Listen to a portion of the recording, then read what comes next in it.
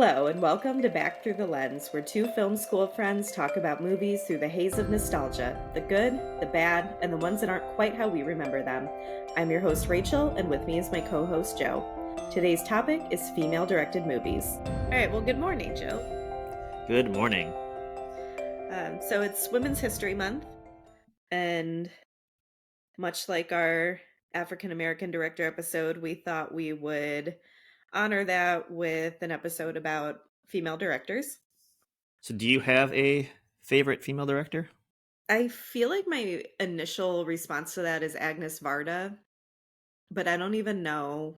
I feel like there are so many female directors, especially working like in indie film, that make like really solid, beautiful movies that never really get the attention I feel they deserve. Yeah, that's fair. I guess to prove your point, I do not have a favorite female director because when picking one for this episode, one movie jumped to the front of my mind from my childhood, and then I just kind of Google searched 90s films directed by females and found a lot of comedies that I watched a lot growing up and didn't know that they were directed by female. I don't think that matters. I think that a good director can direct Hmm. any movie, I suppose. And Yeah. I didn't know if I should pick a film that reflected female experience specifically or just a film directed by a female that I really enjoyed. Hmm. I mean, there's only a handful of directors I really follow anyway, and it's because their body of work is just my style of choice of Hmm. films I like to watch. So it's I kind of wish I had a favorite female director, but I guess I'm going to start looking into that more. Yeah.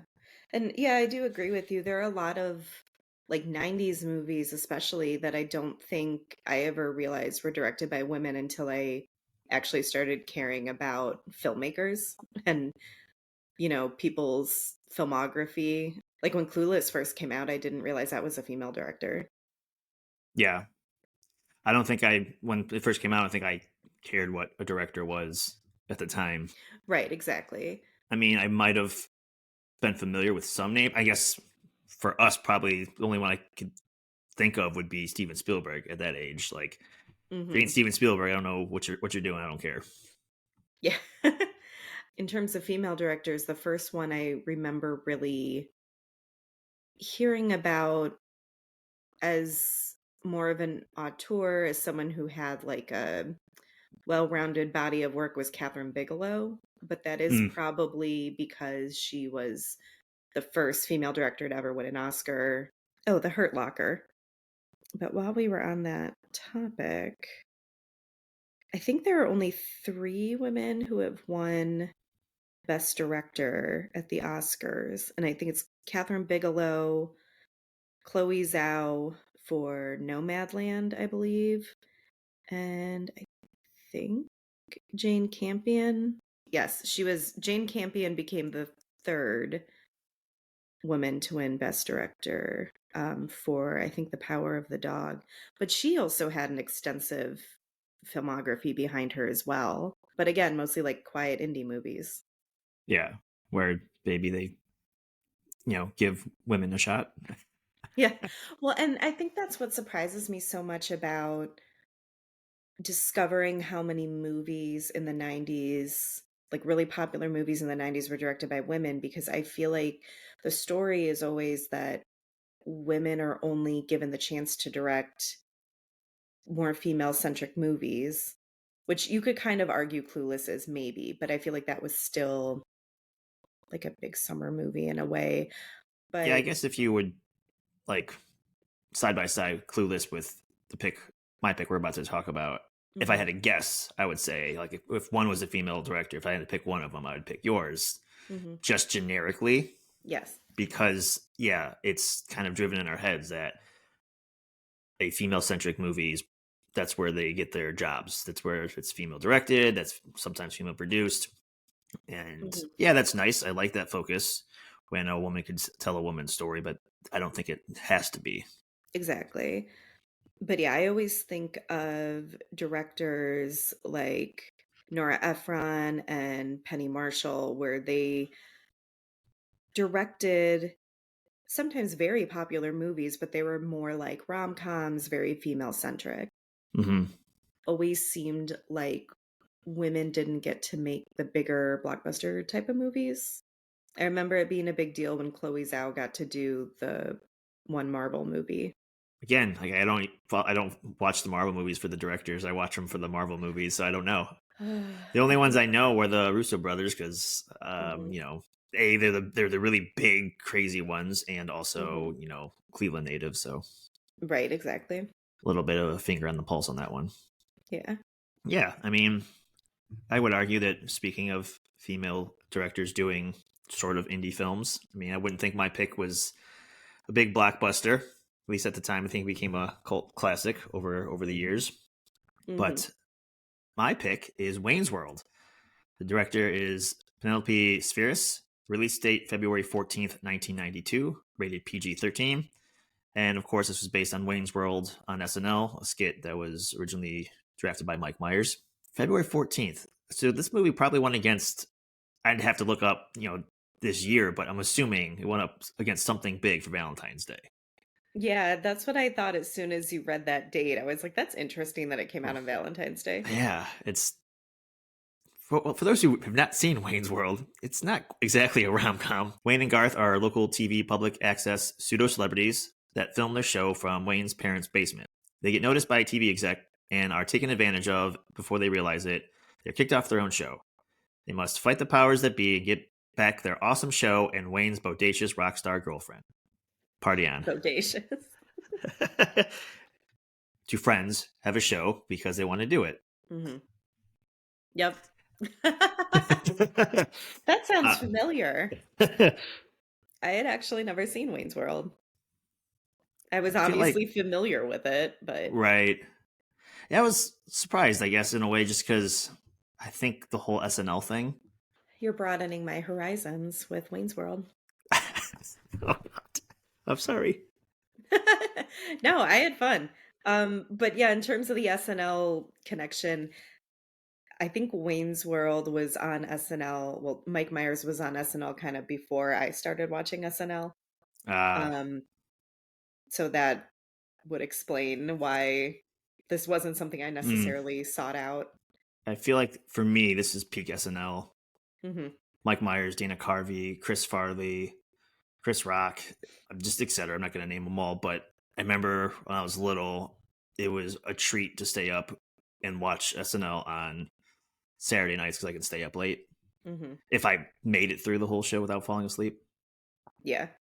Yeah, my kind of classic SNL cast from my memory growing up was when it was like Will Ferrell, Sherry Hmm. O'Terry, Molly Shannon, Yeah, the cheerleaders skits, and the Molly Shannon superstar skit. That's when I started watching. yeah, classic cast. Also, mine's Hmm. better. It's fine. First time I saw this, I don't remember the age. I was definitely under the PG-13 rating. I'm sure. Pretty sure it was a rental, and I realized watching this back. I think I watched one and two a lot. Maybe I watched two more than one, kind of like your Ghostbusters, but I can't fully remember because some of those gags kind of crisscross in my head. I would say that Wayne's World would be up there for me for favorite SNL skit turn film, but I think also most successful, maybe behind Blues Brothers, as far as money and popularity. I had completely forgotten about Blues Brothers being an SNL movie. Yeah, I did too until like yesterday. Well, it's funny too because when my brother was a kid, he was really into the Blues Brothers movies. Yeah. So the movie opens up and we see a couple in their bed watching some late night TV. They're just kind of flipping through the channels, and you get a lot of really bad and awful and comically horrible TV commercials. Just the late night, Mhm. what people can afford to promote their small business. Although you want to Um, talk about nostalgia, these yeah, commercials were really like, if anything brings me back to staying up late watching TV on the weekends or during the summer when I was younger, it's commercials like these. Point being is that late night TV sometimes on local channels, and this is early 90s, so I don't think a lot of people had satellites. A lot of people didn't have, the endless cable box channels. Obviously, streaming didn't exist yet. So you're stuck with what you had. And we land on Wayne's World. And the couple in bed, the female, she's very excited. She's like, "Oh, these guys are awesome. Turn it up. We got to watch." And the guy's confused. He's never heard or seen Wayne or his world. And reaches over and makes a phone call and tells somebody to put on Channel 10 and watch the show. And by the way, this character is Rob Lowe. I feel like Rob Lowe's character, he is easily convinced right away. I think it's more so that she convinces him that lots of young people watch it and like it. Okay. I don't think I agree. I don't think he ever thinks that it's good. So he didn't even watch the whole show. It just was like the intro. He's like, I got to make a call. Right. But yeah, the guy is Rob Lowe. Is his girlfriend the actress from Say Anything? Okay, her name is Ione Skye. Yeah, so while they're watching Wayne's World, the bit they're doing on the show, well, I guess it's not a bit, they invited someone on to demonstrate his invention called the suck cut. Mm-hmm. And it's like kind of like a vacuum that sucks up your hair and cuts it at the same time. It's like a vacuum lawnmower kind of thing. Yeah. And they demonstrate it on Garth, and this looks terrifying. Yeah. But yeah, it could be whatever maybe they pay to be on the show. I would imagine it is low budget. They can probably use any money it comes their way, or maybe it's just a bit and they're kind of, I wouldn't say they're making fun of the suck cut guy, but they kind of are at the same time. Yes. Oh, yeah. We get a little bit of insight on Wayne Garth's show, and it cuts back out to the couple in their bedroom watching TV. Obviously, this guy works for a network or something. I don't really know. They never tell us, but it's okay. And he is still on the phone, and it seems like he's really interested in these guys and the show. And man, what a time in the early 90s. I wish it was that easy to get a TV show or a podcast. Cut back to the studio. We're done. It's a wrap. And Wayne starts walking through the set, which is his house, I guess. He starts walking through his house and breaks the fourth wall. And who doesn't like a good fourth wall breaking movie? What I like about this one is there's like, the wall is not broken. There is no fourth wall because Wayne is not the only character that gets to talk to the audience. He's just the best one at it, I guess. I mean, he's also the main character, so he does it the most, but we'll get other characters very briefly and sometimes awkwardly talking to us. Sometimes it feels like they're not allowed to, but they do it anyway. Mm-hmm. But it's kind of fun. Yeah. Like they know they're in a movie, and that's kind of cool. Yeah. When this first opened, I thought that this couple watching the show was going to be like our introduction to the world of the show. And then we were going to sort of just kind of go into the TV and like see how they make the show and just follow Wayne and Garth. I thought maybe we would never see this couple again. Do you know what I mean? Like how it's opening as like these two random people watching a show, especially since they got like two big names from 80s movies. I thought maybe these were little cameos. I didn't realize that Rob Lowe had a big part in this movie. Yeah, they do set it up that way, which is nice. But then at least he continues on in the film, and then his lady friend is gone. Yeah, we never see her again. Wayne talks about that he thinks he's, cool. He's got his own show, but he does say, yeah, I live with my parents. So what? He has a memorabilia of past jobs, hairnets and name tags. It seems like he might bounce around kind of lower level jobs just to make ends meet, just because this is his real passion, and music, as we'll see later too. Yes. I like the line of, I have an extensive collection of name tags and hairnets, as a way to explain that he's kind of a slacker who doesn't have like a real career, quote unquote. I like slacker, by the way. I was talking about this while watching it last night, and I would say that this movie and maybe like a Bill and Ted were the precursors to the early aughts stoner films. I could see that. Like, I feel there's a lot of, I wouldn't even say subtle innuendos to maybe drug taking. I don't think they mention it at all in this movie, but there are some scenes where you're like, those guys are probably baked, but they don't even Mm-hmm. talk about it. Like later on, they're Right. just staring at airplanes laughing. Right. It's like, Yes. oh, that's when I was a kid. I was like, oh, those are just something these weird guys do because they're goofballs. But Mm-hmm. maybe with the TV show and the rock and roll and the '90s, Yeah. maybe they were under the influence. But I like that they never point that out. It's not overt. Maybe they're not. Maybe they are just two goofballs. Who knows? I did not realize how awkward Garth's personality was before watching this because, like I said, I'm not super familiar with the SNL skits. And it's funny that you bring that up because that might just be Garth's personality without drugs, which is maybe worse. Yeah, it could be. Wayne tells us a little bit about his life. As Yes. we said, kind of a slacker, but also like works really hard on his cable access show. So I don't know. Yeah, he has that persona, but when they leave the house for the next scene, like there's a giant TV van with a giant satellite posted on it so they Mhm. could get the show out there. Like that's pretty impressive to me. Like he's a slacker, Yeah, but also he works really hard on the show, like you said, enough to where they could afford cameras and a satellite van to get it streaming to public access television. I don't know. It's pretty impressive to yeah, me. that's actually a good point. And I did have that same thought when he took us outside and you see the van with the satellite. I was like, wow, that's pretty impressive, actually. But Yeah. He lives in his parents' basement because all of his money is in the van. yeah, there you go. Wayne and Garth are leaving. Garth pulls around in the Mirth Mobile, I believe it's called.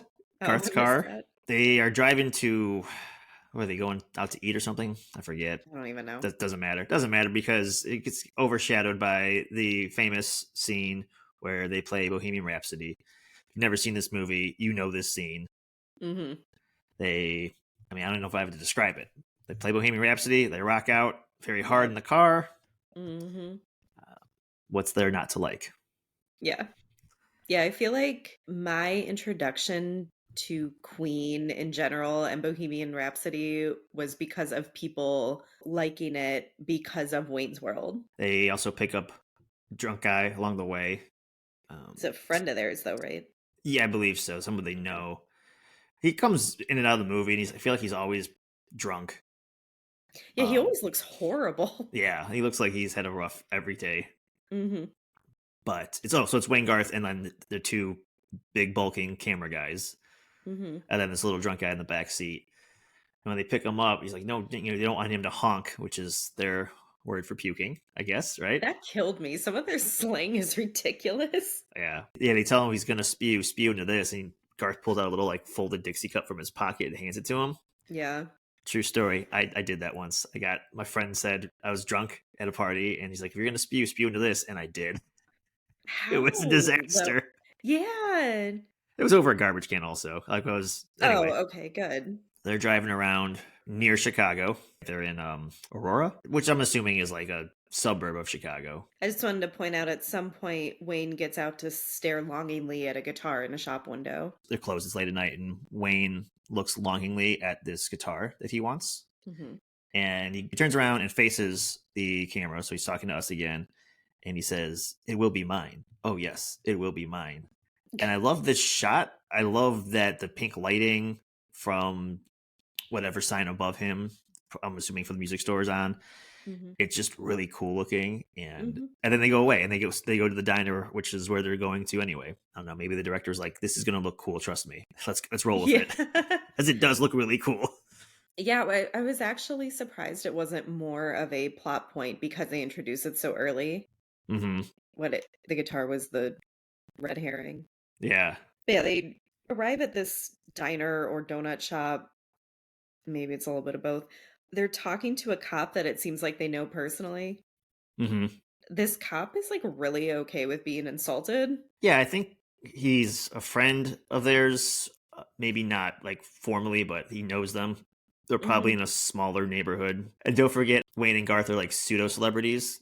They're like local Oh, celebrities at that's right. least. Yeah. So people know Wayne and Garth. They know the show. And the cop even says, like, "Oh, I used to be like that when I was a kid." And so they're making fun of the cop. You get the idea that he's okay with it because he did it too. And it's one of those things like people do when I don't know. I think it's because they have a relationship to some caliber. I'm just saying there are a lot of pig jokes that I don't think would go over well in actuality. Between Bohemian Rhapsody playing in the car and just the soundtrack of the movie. Definitely a music like influenced film. Mm-hmm. I like how it's on the forefront of the film, Mm-hmm. sometimes in the film itself, but then sometimes it's very powerful as the background piece as well. Yeah. We get to see Glenn. I don't know if he is just a worker or he owns the place, but he's very dark and grumpy. I thought he was just an employee, maybe, because there's some other guy whose name is on the place. Young Ed O'Neill seems very haunted. Mm-hmm. Yeah, And something happened in this character's life in this movie. it was funny to me personally because I'm currently working my way through Modern Family, Mm. and it's like a total 180 from like Nice Grandpa and Modern Family. He was pretty popular as his peak, I believe, peak Married with Children was out during this time. And then there's an old dude that they're talking to, and I'm pretty sure it's the same old dude that is in Wedding Singer that wears the dude's leather jacket. Oh, yeah. Yeah, I think it's that old guy. So Wayne and Co are sitting at their table getting Mhm. some crullers, Yeah. coffees and crullers, and this girl walks over with this giant box anniversary gift to Wayne, Mm-hmm. but they have been broken up for 2 months. Yeah. And I like that at least I noticed her necklace that says Wayne after I was informed that they were already broken up for a few months. Yeah, they don't have like a close up of it, but it's very noticeable. Mm-hmm. Very gaudy. Another kind of famous line is when he Mm-hmm. opens the gift and it is a gun rack. And he's like, why do I want a gun rack? I don't even own a gun, Yeah. let alone enough to, need a rack for it.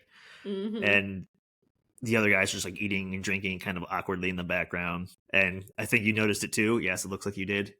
Garth is got a straw. He's drinking a jelly donut, Yeah, I he's think. drinking the jelly out of a jelly donut because Yeah. they do make a point when they're all like, "Oh, coffee and crullers, stat." Someone says like, "And one jelly donut," and I remembered hearing that, and then when I saw the straw, I'm like, "Oh, he's drinking his jelly donut." Yeah, it's very weird.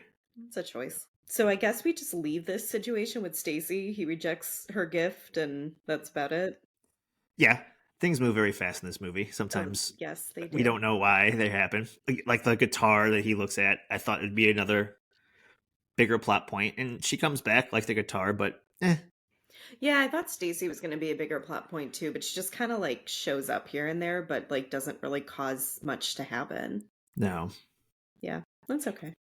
So this is a pit stop on the way to their next spot they're going to, the Gaslight, Hmm. which is like a rock and roll club. Meatloaf was the door guy at the club. Yep, Okay. tiny. Yeah, Yeah, yeah, his name's Tiny.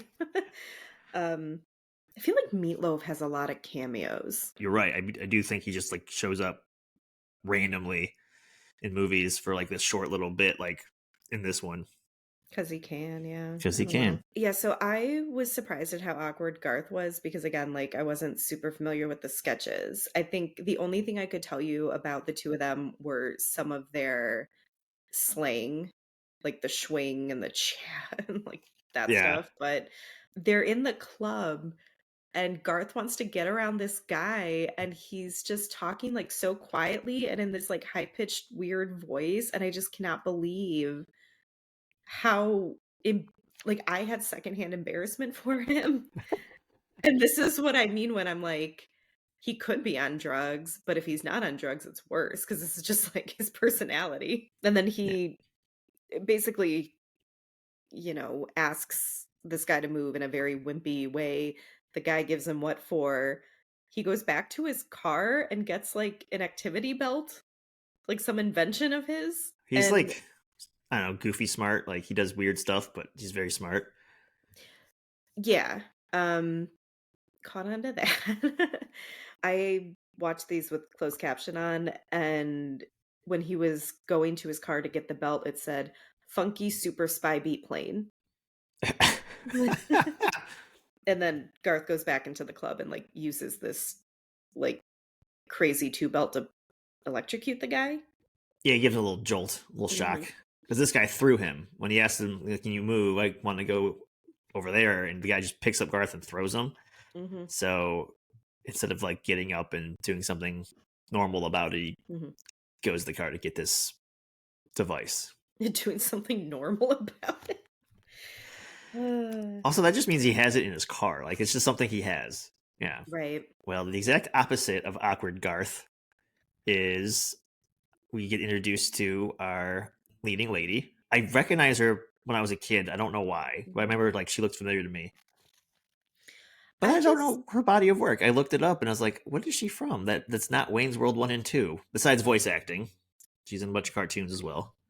right, she is in a lot of cartoons. Maybe she was just around a lot on, like, MTV shows or something because I Oh, knew who she was, and I had never seen Wayne's World. I also okay. did not know that she could sing like this, so I'm wondering if she was one of those celebrities that would pop up on, like, MTV Spring Break or something. Because I know her name, I know who she is. I only knew her as being in Lilo and Stitch as far as, like, naming Mm. a movie she had been in, but I feel like she was so 90s to me. You get introduced to our leading lady, Cassandra. She is Mhm. played by Tia Career. So yeah, exact opposite of the awkwardness of Garth. Yeah. She is, I'm going to read my notes exactly here, a fucking badass, bodacious babe, and also a cool bass player. Yes. And as a bass player, I thought that was really cool. Like Yeah. the lead singer was playing bass. Mhm. And yes, she can wail. Yes. The closed caption said, "Face melting whale," when she was finishing her set. Hell yeah, it did. The closed captioning was one of my favorite parts of Wayne's World.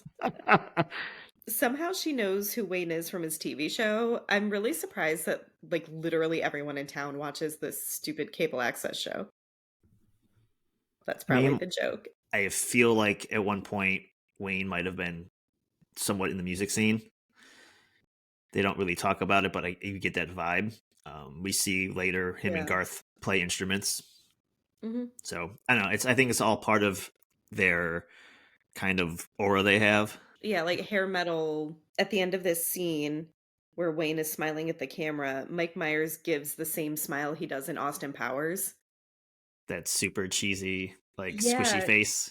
it's just like the same facial expression that for the whole movie all I could see was Austin Powers when he would do certain facial expressions. Yeah, totally. So as I said earlier, super heavy on the music. We see this band playing a rendition of Fire from Jimi Hendrix, Mhm. and they do amazing.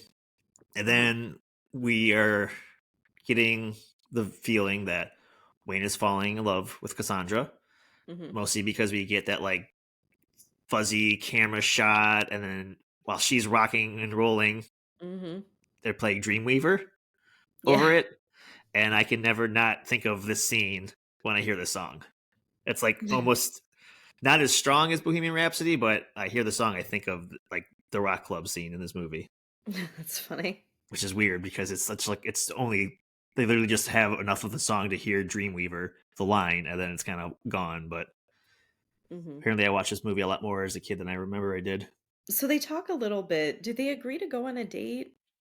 Is that how we end this meeting with them? Or no, I she don't. invites him to an after party. Yeah, I think they're just gonna go hang out for a bit. Okay. There's some sort of like you said, she kind of recognizes him from the show. He obviously digs her, but also I think there's like a little bit of a professional courtesy here. They kind of respect each other because clearly the band is awesome, Mhm. and he's got a show that she thinks is hilarious. Mhm. And I was like, "Oh, come to the show and hang out. We'll talk a little bit more." So after this scene, we cut to Wayne and Garth and the guys all in their car again. And they pull up next to a guy, have him roll down his window, and they ask him if he has any Grey Poupon. And he, for lack of a better description, looks like the type of rich old man that would have been in the Grey Poupon commercial. And I can definitely say I have not thought about those in a very long time. But Hmm. it was funny to me how nostalgic this movie felt, but specifically for commercials that because there was that whole beginning Yeah, montage that we talked about with all the stupid late night commercials, and then the Grey Poupon bit, and it was like, is this nostalgic for my childhood or just commercials I saw during my childhood? The answer to both is yes. Oh, okay. Yeah. And it's just weird too. Like the joke is definitely dated. And I feel like it might have been funny back then. I don't even know. And it's kind of funny to think that Grey Poupon was looked at as like rich people mustard. I don't know how to explain this. So, did you have anything else you need to say about Grey Poupon? I We're think we good. said too much. Yeah, I know. Unless Um, unless they'd like to sponsor a podcast, and we can talk more about Grey Poupon and its spreadability on toast. I think this is when we cut back to Rob Lowe's character, Benjamin. I think this is when we're also introduced to his business partner, Russell. They're in some sort of meeting with this man, Noah, who owns Noah's Arcade. Yes. And I guess they're trying to convince Noah to. I thought they were trying to convince him to advertise during Wayne's World. I thought so too, but it seems like they're trying to, I don't know, maybe they are trying to even advertise during it or just put up funds to make it a bigger budget And like to sponsor it to and sponsor have it. his Yeah. name on it, which we'll see later. Yeah. Yeah. I like how they kind of gaslight him a little bit. They turn it around. He talks about, they ask him what all the young kids are playing, and he's talking about these games. Rob Lowe's like, "Oh, that's a cool sounding game," and Rob Lowe doesn't give a shit. Oh, And he's like, yeah. "Well, all the kids are watching the show. They really like it." And then the guy who literally is making money off of kids' quarters go, "Kids don't know dick." Like, it's so random. Also, this guy, I think he was the bad boss in Christmas Vacation. He was the one that Oh. doesn't give the bonus. He's always playing this like sleazy businessman. Speaking of which, Rob Lowe, he either plays like the hero, the lovable hero, or sleazy 80s, 90s villain. He's like literally the same character in Tommy Boy. Oh, yeah. I don't really know how we end this. I guess the guy kind of reluctantly agrees to this idea. Yeah, they somehow, Rob Lowe's character, Benjamin, he somehow turns it on Noah and makes it seem like it was Noah's idea. Because he's like getting up to leave and he's like, "I don't like this idea." He's like, "Oh, that's great. It's a great idea, sir. We'll contact your people and we'll get a hold of you." And he's like, "Yeah." He seems confused, but then he's also being complimented. Yeah, he So he's like, kind of "Oh, gets like railroaded into it. yeah, I mean, if nothing else, like Rob Lowe's good at his job, I guess. right. Yeah, he's convincing someone to put up money for a show he's never seen." Yep. After this, we get a quick scene where we learn that Wayne is learning Cantonese to impress Cassandra Hmm. because I guess she is Chinese in this movie. Yeah. That early 90s ethnic ambiguity. What is her real ethnicity? I think she's Filipino. Okay. And she was born in Hawaii. Okay. She's Okay. Chinese. Did a deep dive into like the trivia on this movie because I was trying to learn character names and no, this is all gibberish. Son of a bitch. I mean, it's probably a hard language to learn. Oh, I'm sure, yes. We cut again to Benjamin and Russell, the advertising guys or whatever their job is. I don't know what their job is. I guess they're heading down to the local cable station, like in Wayne and Garth's town. And then they go down to a real TV station, not a basement. Right. And Russell says, "You think it's wise to sell a show we don't own?" And Benjamin says, "By tonight we will." So Right. there's something nefarious going on with all this. But I do like when they talk to the guy who's like running the station or whatever. They want to know where Wayne is or where he lives, where he broadcasts from. And the guy says, "That's privileged information." But then the next cut, they show up at his house. Yeah. So somehow they got the information out of him. Probably money talks. Yeah. Yeah. If they were able to get that Noah guy, to put his arcade's name on this, they probably could have gotten this like small town cable guy to give up Wayne's personal info. So they show up at Wayne's house, unannounced, Mhm. uninvited. The drunk guy, which I'm assuming is their friend, he's just still hanging out with them. And he still looks horrible. He looks Still like looks horrible. he almost looks like he's a corpse. Like he looks just skinny and like purple and Yeah. sweaty. Like he looks awful all the time. Purple and sweaty. Oh, God. Yeah, he doesn't look good. No. I Um, feel like he's more than drunk, let's put it that way. Fair enough. When they're done filming, Benjamin wants to take Wayne and Garth out, basically pitch it their idea to get bigger, and Mhm. he leaves Russell behind with the crew, I guess. Yeah, I felt so bad for Russell because Benjamin's just like, "Russell, get to know the crew." And he just leaves him in the basement, and Hmm. Russell's very awkwardly saying hi to each of them, like, one by one. I kind of felt that this was a divide and conquer thing as well. Yeah, I guess they didn't realize that the crew didn't exactly need to be conquered. I don't know. Also, Russell has a really sweet, like, neon 90s windbreaker on. Hmm. I don't know the actor's name who plays Russell, but I've seen him in multiple Oh, he's things in before, everything, yeah. and he's also does very similar characters. Like I never trust him when I see him in a movie, Yeah, I get that. and neither did Garth. Garth, from the jump, doesn't trust either of them. Yeah, he has a couple of the fourth wall breaking moments. He's allowed to have it, but it's kind of he's the voice of reason. I put in my notes. Mhm. Surprisingly so, because of how awkward we've seen him Hmm. act, I'm surprised he can, like, pick up on any of this. Because during this scene, I literally have in my notes, Benjamin's trying to screw them over, right? Like, we're not supposed to trust him, right? And then I said, "Okay, I guess Garth feels the same way," because he, like, very awkwardly pretends to drop something, and when he goes to pick it up, he's under the table, like, talking to the camera like, "This isn't good." Yeah. Then from there they go back to the club and they meet up with the camera crew, Wayne's crew, and Russell's with them. So yeah, they're hanging out together still. Really quick, Russell, the actor, his name is Kurt Fuller. He was in Ghostbusters too. Isn't he the assistant to the mayor that, like, puts them in jail or puts them in the asylum? Oh my god, I think you're right. Yes, he's Yeah. definitely like evil lawyer guy Yeah, of that's some why sort. we always think of him as being a bad person. Wow, look at us! Look at all these connections we're making. Yeah. All the 6 degrees of separation going on in this season, man. We didn't even plan it. So we're at the club. Yep. We Okay. meet up. Russell's with them. They're going to see Cassandra's band play again Mhm. because I'm Oh, pretty yes. sure she invited them, and she's really nice and cool. And literally everyone falls in love with Cassandra, that's my note. Hmm. Yep, Benjamin in particular. of course. There's a little part where Wayne kind of floats toward Cassandra while this, like, I don't know, dreamy music plays. The closed caption said, "Infatuated twinkling." That's a good way to describe it. Yep. I do like this shot where Wayne, to the audience, quite literally floating over there.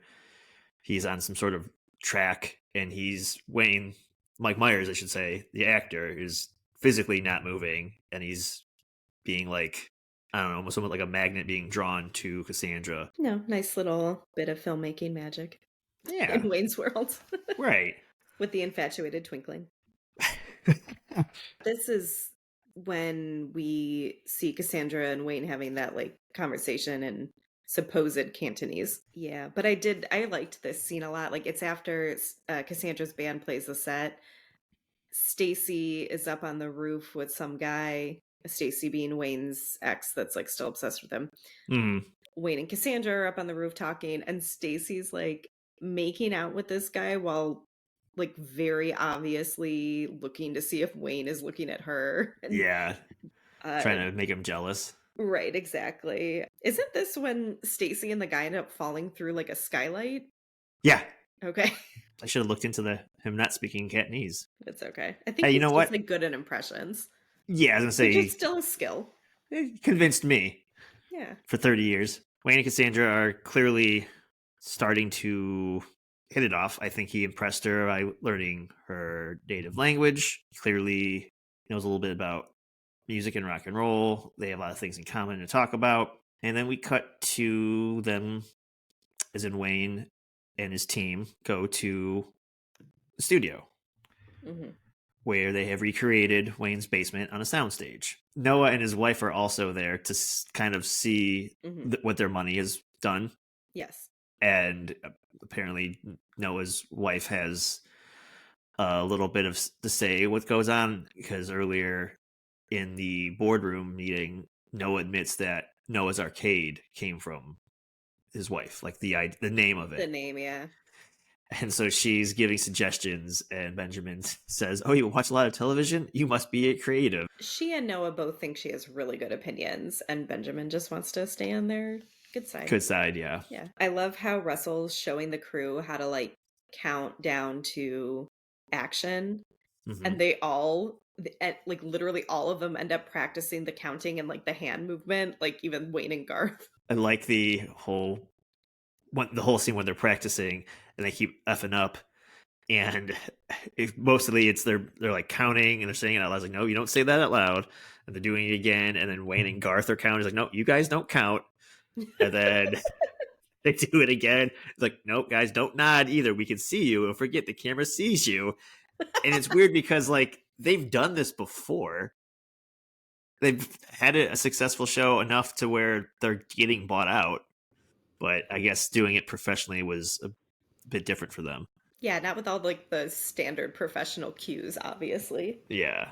Is this when they do the bit where they have like the green screen pretending they're in different states?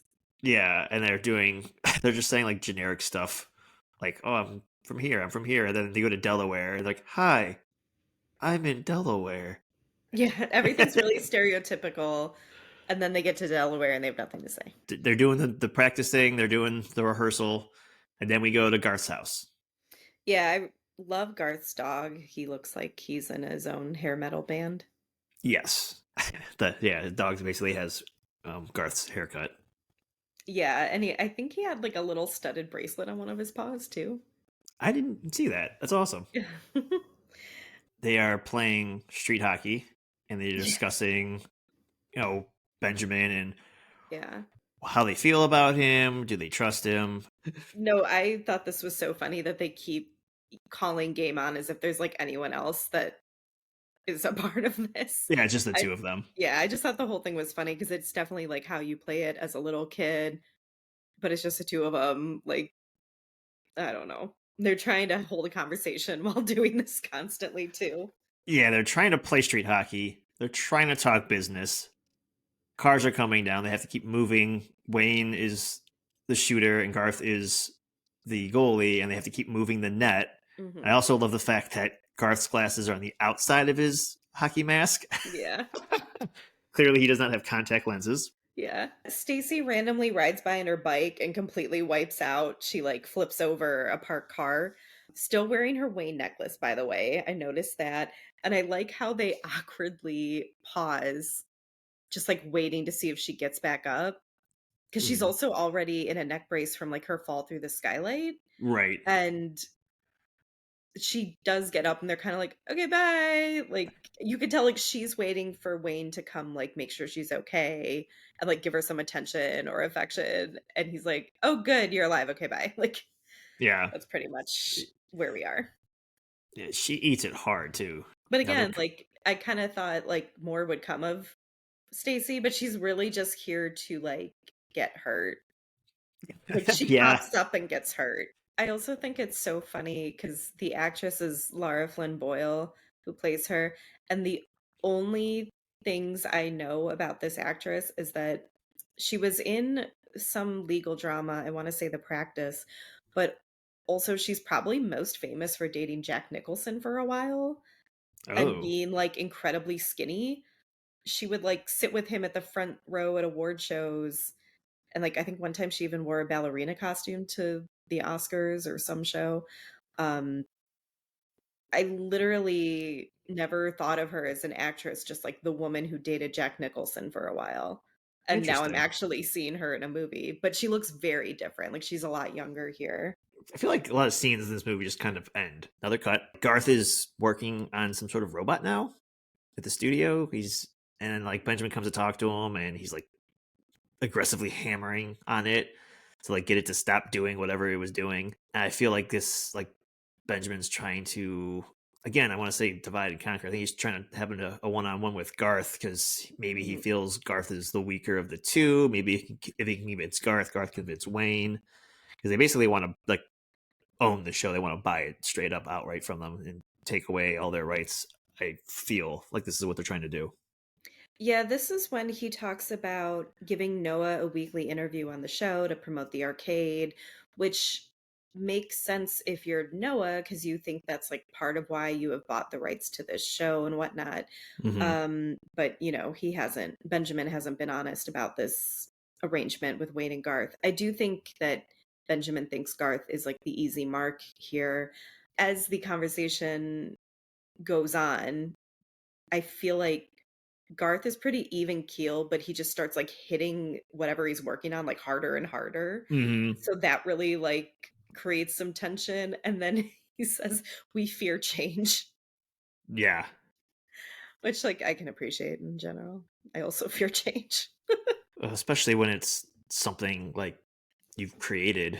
While that's happening, where's Wayne? Him and Cassandra are actually on a date now. So he got a little bit of funding because of the arcade, and he's got like a CD player in his Yeah, that's car. his like sign of wealth. Yeah, Is his which car CD player. I guess we did we mention that when we were doing Bohemian Rhapsody, it was a nice cassette. Oh yeah, I forgot to mention that. Yeah, I just because 1992. nostalgia. Yeah, Hmm. so he's got this little CD player, but unlike in the early 2000s when you would just remove the old radio and put in a CD player, it's just like a little square thing mounted on the dashboard. Yes.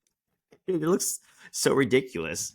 I also had a feeling in this little scene of them in the car when you have the shots of like the road, it really looked like they were in California, which is where they filmed it. Mm. They did not seem to be in Chicago. Do the gag about the CD player and money. Kind of like the other Glenn in your movie. This CD player equals wealth, apparently, in Yeah, I the did think 80s and about that. 90s. Yeah. He takes her on this date. They go to the music store, and he shows the guitar that he wanted. Another kind of little famous moment where he goes to play it, and they stop him because there's a sign saying you can't play Stairway to Heaven. Yeah, no stairway to heaven. Yeah. That was really funny. Wayne finally buys a guitar. Yeah. He finally buys the fancy guitar. Yeah, Cassandra, she encourages him to do that, right? Or am Mhm. I making that up? Okay. Oh, no, I don't know if she encourages him. He's like, "No, you know what? I'm gonna buy it." And she's like, "What?" Okay. She agrees with him about like how cool the guitar is. Mm-hmm. Oh, yeah, I guess he kind of gets her approval because everyone kind of looks to her as kind of being cool. Hmm. Because I mean, she really is. Well, But yeah. Hmm. um, And we random, just see that she knows what she's talking about because she talks about how she would like customize it. yes. So I think that kind of helps push Wayne into buying the guitar. And then after that, we don't really like. Again, the guitar doesn't. He doesn't do anything with it. He just buys it. Yeah, we like never see it again. Yeah. Also, random Garth drum solo. Yeah, Garth is really good at drums. Yeah. Dana Carvey, I think, really plays the drums. I think also plays like piano and stuff like that. Okay. It's so weird how much music plays a part in this movie about a television show. Yeah, it's just like they're really like leaning into Wayne and Garth's character more than like the plot of the TV, which is Right. fine. I mean, it works somehow. Hmm. Okay, so we cut to a scene where I feel like they're back at the studio. Benjamin and Russell are again discussing that Noah's weekly interview is a part of their contract. I did like this bit because Wayne says, "Contract or no, I will not bow to any sponsor," while like there's just a ton of very obvious product placement. Oh yeah, it's pretty funny. Yeah, there's Pizza Hut, Doritos, Reebok, Pepsi. I don't know if I'm missing one, but I did like that the Pepsi part. He takes a sip and says something like the drink of the next generation. It was very much how I remember Pepsi advertising, probably through our teens. Pepsi tried really hard to be cool. Like they had Britney Spears and Beyonce, and like they were really trying to get that like youth audience. Yeah, I mean the whole Generation X Pepsi movement. That's what I was thinking of. They don't Hmm. say it in Wayne's World, but yes. Yeah. Generation Next, that's what it was. Yep. Yep. Yep. Okay. It Hmm. was always a big deal, I think, whenever like you found out who was going to do a new Pepsi commercial. Commercials really were such a big part of our youth. Moving on. Yeah. So we're back at the diner and that local cable station guy that Benjamin and Russell, they convinced him to give them Wayne's personal info. He's at the diner talking with Ed O'Neill, saying that he got laid off. And Ed O'Neill just starts talking about how wouldn't you love to rip out the heart of the person that fired you so you could like show it to them before they die. I was like, Yeah, my God. pretty intense. Yeah, I don't know what happened to Glenn in his life before the diner, but he tells us a little bit the first time we see him. He also has an aside with the fourth wall, and he kind of talks a little bit Right. about his life.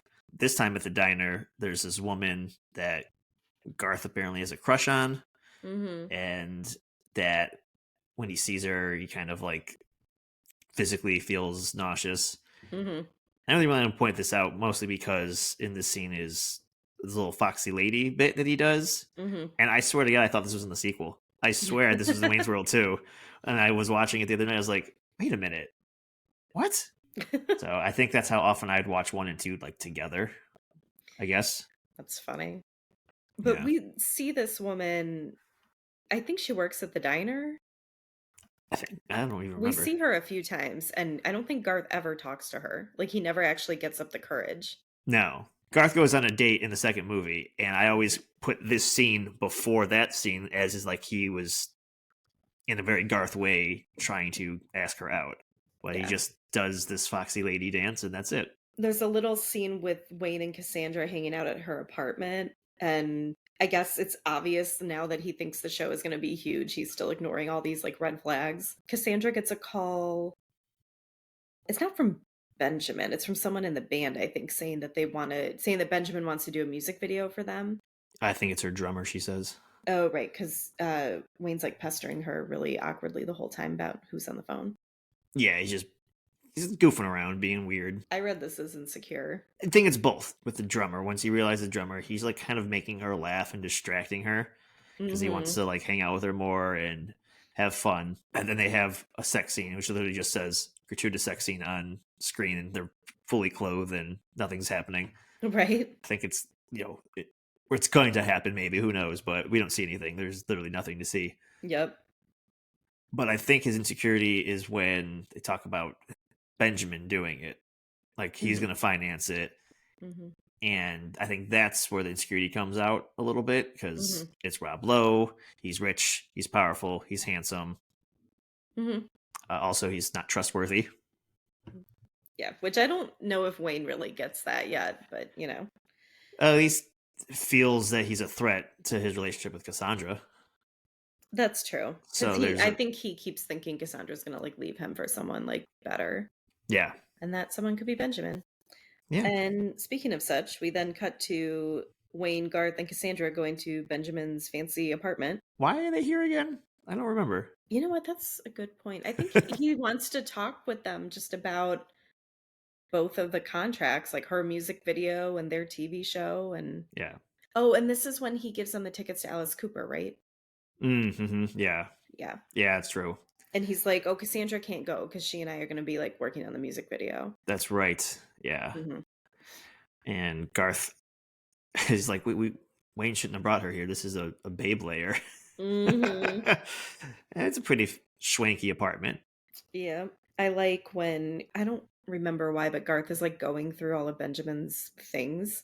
I think Mm-hmm. he's trying to explain why it's a babe layer, maybe like all the stuff he has. He picks up Benjamin's planner and it says, like, on Thursday, purchase feeble public access cable show and exploit it. And he's like, yeah, see? Like, he doesn't even think Connected anything of us. this. Yeah, no. Yeah. I really thought this was going to take a turn because Garth was already suspicious. I thought he was going to see this and try to convince Wayne something was wrong and no one would believe him because it's like silly Garth, but nope. Yeah. Also, who writes that in their planner? And kudos to Benjamin. He manifested it. You know you're a villain when you write down your villainous deeds in your planner. Yeah, and laying about for anyone to come read in your babe layer. We also see that Benjamin has learned Cantonese, or maybe he already spoke it, but very obviously trying to woo Cassandra. He gifts Wayne and Garth the Alice Cooper tickets, like you mentioned. Mm-hmm. They go to the show. This is when he just like takes Cassandra around for the day. He just tells Cassandra they have like stuff to do. He's going to take her around. And then we see Wayne and Garth arrive in Milwaukee for the concert. And this is when they do their Laverne and Shirley spoof. Yeah, all over Milwaukee. Yep. Which I feel like when I went to visit Milwaukee, I did a lot of these things too. Okay. Not quite. I mean, but yeah, we saw some of the sites they saw, which is kind of funny. Yeah. I love how they're literally like working in the brewery from Laverne and Shirley. That's not Hmm. a real brewery. And they're just like, wait, what are we doing? We have Alice Cooper tickets. Yep. That was great. What was his budget in this film? Just get Alice Cooper, and they do like a little like concert with Alice Cooper. Yep. That's kind of cool. Yeah. Yeah. So we see them at the concert. They have backstage passes because Benjamin hooked them up, I guess. Spare no expense. Yep. Try to go backstage, but they take a wrong turn and end up outside. They see a limo that apparently belongs to a record label exec, I think. An owner. Uh, yeah, owner. Yeah, Whatever. some guy that can get He's people a like. bigwig. His license plate is Mr. Big. This is true, Yep. Mr. Big. hmm And they find this out by talking to the security guard because he hmm knows way too much for a security guard. Yes. And this is Chris Farley, little cameo. In fact, they even say for a security guard, he had an awful lot of information. Do you think? Yep. They speak what we're thinking. Yes. So they talk to us, but also for us. They finally make it backstage to meet Alice Cooper after having a lengthy discussion about this like record exec's like travel plans. I thought this was so funny, this whole scene with Alice Cooper, because they're bowing down, doing the we're not worthy thing, which again, like this is one of the only things I know about Wayne's World. Nice. But when they ask him something like, so what do you think of Milwaukee? Or like, do you come to Milwaukee a lot or something? And Alice Cooper gives them a whole history lesson about like the Native Americans who originally inhabited the land that is now Milwaukee. Yeah. That was great. Not what they expected. Nope. We get back to the studio to do their show. And after the countdown, they go to do their normal thing. And we have a guy in a sound booth doing the intro. It's like totally bastardized now. It's no Mm-hmm. longer like them singing their own anthem. The announcer kind of is what you would expect on like a talk show, like Letterman or Mm-hmm. something. Yeah, like very cheesy, like old school. Very much not their vibe. No, not their vibe at all. Mm-hmm. It's overproduced and overpolished. I like after the whole opening is read, it's time for the guys to do their introductions, and Wayne says, "Party on, Garth," and Garth goes, "I guess." Yeah.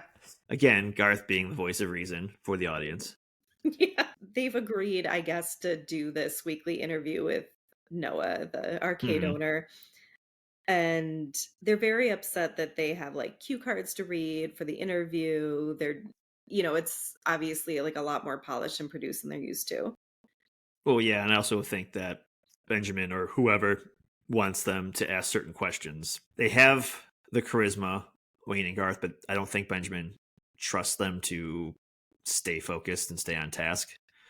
So he Well, gives them yeah, these, yeah, he gives them these they cue wa- cards to ask the questions, but Wayne asks to take, he's like, oh, you have a marker? I want to take some notes.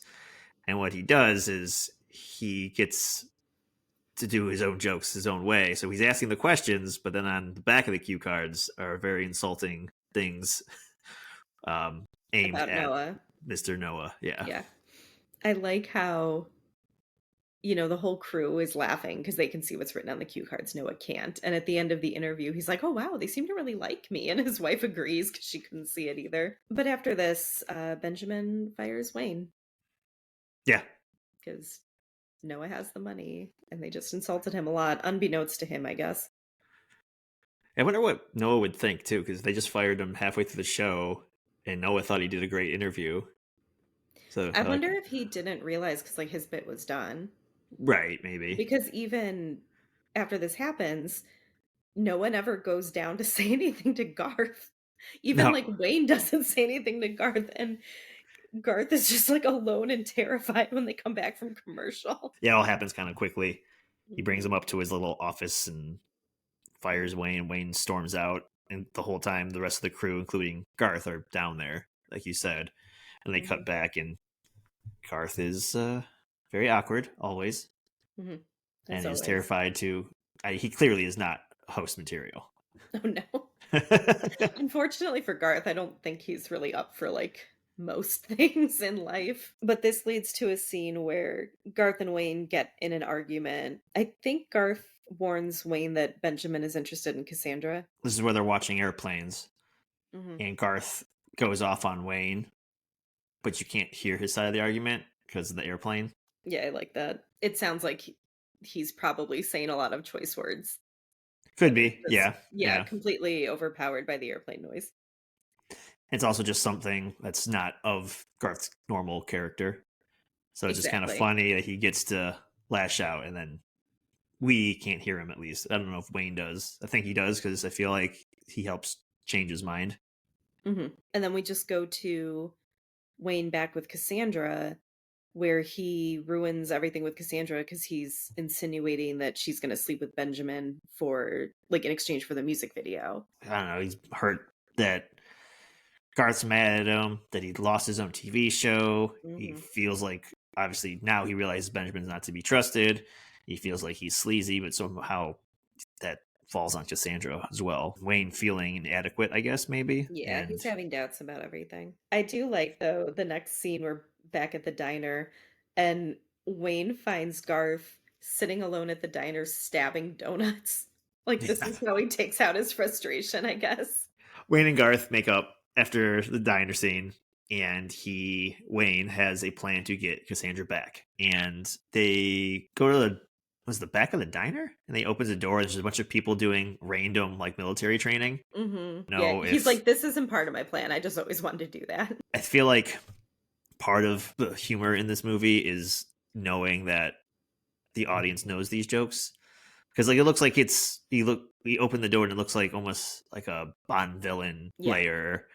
It's weird when you're speaking about it, but it works when you're watching it, Hmm. because like I don't know how to explain the scene and why it's funny, but it was to me. So this is where Garth actually explains this plan where they could beam, or I'm sorry.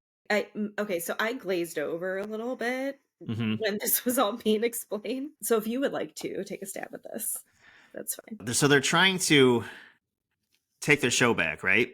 And they're gonna Mhm. go into their basement. They're gonna go to their basement and do their show their way and use some sort of satellite triangulation to get their show on, like override the bigger studio version of their show, but also get the Like, get it music beamed directly to to Mr. the, Big's limo so he can yeah, hear Cassandra's band play, who's going to be a guest on their yes. show. This works because of all the information that Chris Farley's security guard had given them. And I think it's Wayne says, "Aren't we lucky we were there to get all that information?" It seemed extraneous at the time. That was Yes. funny. How everything plays out here with Mr. Big and the triangulation of just everything works and falls into place perfectly kind of made me feel of the airplane scene in Wedding Singer, how it just happens to be Billy Idol's there and he happens to be in first class on the same flight they're on, and everyone kind of works against Glenn. I don't know. I kind of Yeah, like, everyone has to join forces to make this work, and it yeah. also helps that certain people have certain information to put it into motion. So yeah, this is when we cut to Cassandra and her band actually filming the music video, Hmm. which looks ridiculous. They're like, I don't know, kind of in a jungle setting, and there's a waterfall, and Cassandra's wearing a real snake, and she's complaining that, like, the snake is really heavy and she can't, like, pretend to play her bass while also keeping the snake on her shoulders. And obviously, it's for looks, Mhm. not for the showmanship of her or her talent. Mhm. Benjamin says this, right? I'm telling you, you're hot. I have that written down. Yeah, I think she's trying to complain to him that, like, this isn't working because, she's supposed to look like she's playing the instrument for the song, and he's just telling her, like, "Don't worry, you're hot." And she's Yeah, like, "Yeah, that's not what I'm worried about." that's not what she's worried about, because she knows she is. No, Well, yeah. I think she does. right. But also, no, she wants to play her instrument. Like, Well, yeah, because it looks idiotic. oh, it's Like, so stupid when looking. you're Yeah. gonna have when you're gonna have the song playing over it too, she's, like, dropping, half of her instrument because she's trying to keep the snake on her. Okay, this might be my favorite part, though, the whole movie, when Wayne gets pulled over, like, rushing. I guess I thought he was rushing home at this point. whatever, but he's rushing to the music video set. He gets pulled over by the cops for speeding, Hmm. and it turns out that it's T-1000 from Terminator. Yeah. Or is Like it, I guess, is it technically Terminator 2? Terminator 2, yes. Okay. And he's looking for John Connor. Yep. Yeah, and he holds up a photo and asks Wayne if he's seen this boy. Because Yeah, he just he's, like drives away. He gets scared and drives away. After Wayne is pulled over by T-1000, he shows up at the music video shoot and he's just like ruining everything. He starts doing all this stuff like, I bet this isn't even real. I bet this isn't real. And it is all very much real. real. I think he's trying to make his point by claiming it's a fake video shoot when that's not the fake part. Yeah. That he opens up a camera and a bunch of film comes out of it. Yeah, he's like, I bet there isn't even real film in here. And the film keeps falling out through like the entire rest of the scene. Yeah, that's a lot of money on the floor. Mhm. Oh, that gave me anxiety. Yep. Oh, yeah, um, same. so he kind of like ruins things even more, his relationship with Yeah, Cassandra, because he's not wrong, but he's wrong. right. He's wrong about what is nefarious about this. Right. He thinks the whole thing is just a setup to get with Cassandra, which is like true, but it doesn't mean they weren't going to have a real music video coming out of it. Right, which he should know because he had a real TV show. Hmm. Like he was set up and they took the TV show from him, but they did everything like legitimately, so to speak. Like it was real cameras, they were really producing a TV show. I Hmm. don't know. But in the end, still, she realizes Benjamin is like coming on to her. Yes. And It, she literally like runs after Wayne's car. yeah, Oh, so this is when we cut to like Garth and a bunch of the guys just like robbing the studio of all of its equipment. yeah. Which, I don't know because they had their own equipment too. Do you think it was their equipment that they brought to the studio and now they're That's taking it back? I'm not Yeah, that's sure. kind of what I was wondering too. But Hmm. either way, they're not supposed to be taking it. Right. Um, It's not theirs anymore apparently. I love how Russell finds them and they're trying to reason with him, and this is shot like it's such a serious scene, Hmm. and like they're trying to like talk him down. Um, and then when he finally relents, Garth takes his flashlight and like disarms it like it was a gun.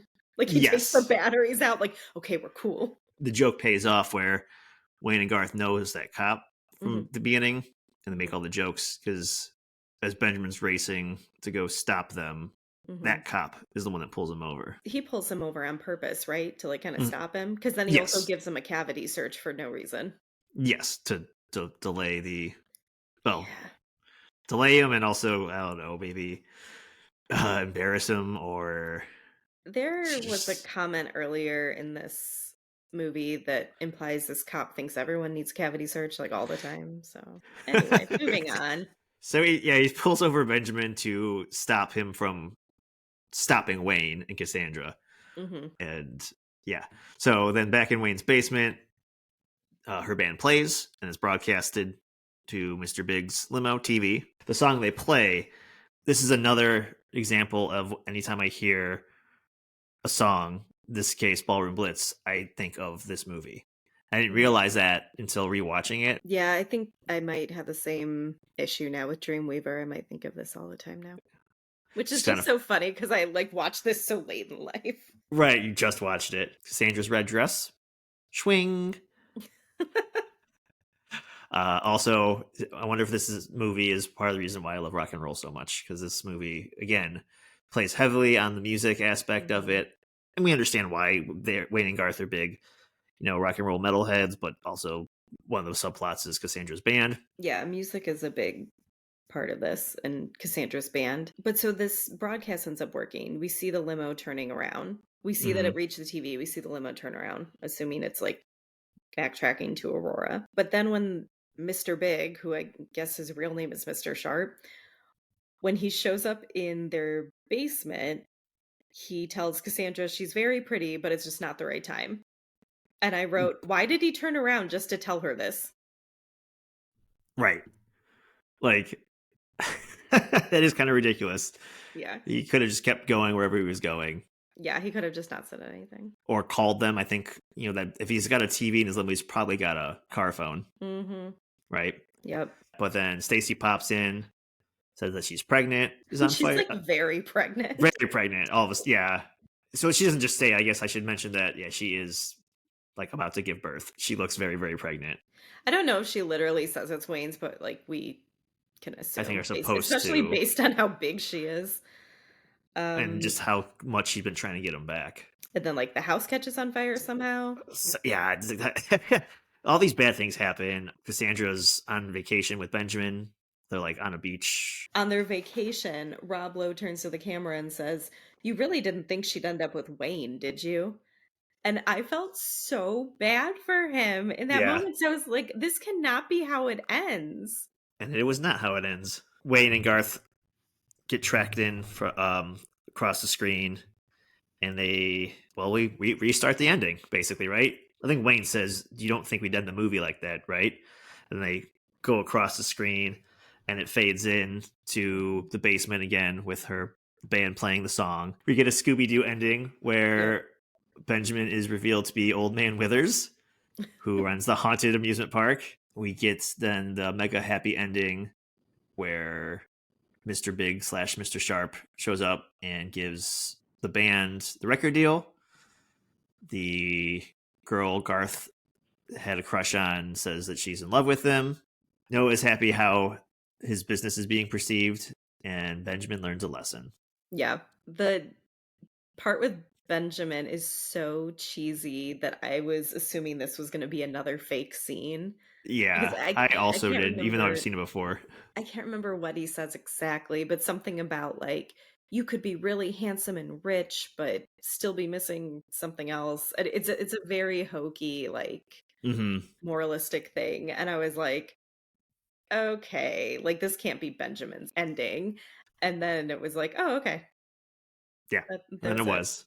Mm-hmm. Yeah, and I think this is one of the things that don't fully work for me is the three endings is funny, but when we get to the actual ending and all this kind of gets wrapped up, I also forget what Benjamin said because I kind of am fatigued at this point, and I also thought there was going to be another ending. Yeah, and I think when they started labeling the endings, like, because first they said, "Oh, let's go with the Scooby-Doo ending," I just expected it to keep going. Yeah. So then when it seemed to really end, it was kind of jarring. Yeah. Like it could have been one more. Because like maybe the mega happy ending might have been too mega happy, and I feel like there's... Well, that's what I thought, especially when you hear what Rob Lowe's character says. It's like just so freaking cheesy. Like I was like, they're gonna do another one. They did. That's okay. I like a happy ending. Yeah. I would have liked to have seen Benjamin get a little more comeuppance, but I guess he got cavity searched, so. Yeah, I guess that's how he learns a lesson, I suppose. I guess. Oh boy. I do love a credit scene. We have a couple of them where they just like fade back into Wayne and Garth, like talking to the audience. Yeah, they're in his basement. And they just literally just sort of sitting there as we're watching them. They don't really do much. Because one of them's like, well, when is it gonna end? Or like, when are they gonna go? Right, yeah. And then, yeah, one of them says, we're just gonna sit here, and when they finish, we'll fade to black. And it does, because it is the legitimate end of the credits. And you hear them saying like, see, I told you. Eat your heart out, Marvel. So any other thoughts on Wayne's World? I was happy that it was as funny as I remember, even the parts that, I don't know, maybe felt a little flat, like the end we were talking about. I still thought it was funny. It got a little chuckle out of me. Yeah. I was happy that, it's been a while, I was happy that there weren't any jokes that didn't age well. I felt like there'd been some older movies we've watched, and I'll just say, like in The Wedding Singer, you had mentioned when he was like making fun of some of the guests, or when they were making fun of George and how that stuff didn't age well. And I didn't know if we're going to get some of those jokes in this movie, and we didn't. Yeah, it's a really good point. Which was happy because, things were different, jokes were different back 30 years ago. But no, we didn't get any of that. This kind of helps catapult Mike Myers, I think, into more movie roles because I think he's still on SNL at the time, him and Dana Mm. Carvey. We can see Myers is just his like rubbery face, how he can his expressions keep him kind of almost like Jim Carrey. Something about Canadian men Yeah. and very expressive faces. I don't know. Yeah, I think it held up. I think it held up. I glad I didn't see it for a while. I'm glad that when I Google searched for female directors for 90s movies, this popped up because it was a good rewatch. Nice. Yeah, it was like almost distracting to me to watch Mike Myers in this because I feel like he was such a popular actor when we were growing up, Hmm. like for years, because he did like Austin Powers and that was multiple movies and multiple Shrek movies. And I couldn't help picturing Austin Powers every time Mike Myers did certain facial expressions. I was really impressed with Dana Carvey. I'm I mean, obviously I know who Dana Carvey is, but I don't know his filmography or his work as much as I know of Mike Myers. I just thought he was such a great sidekick character.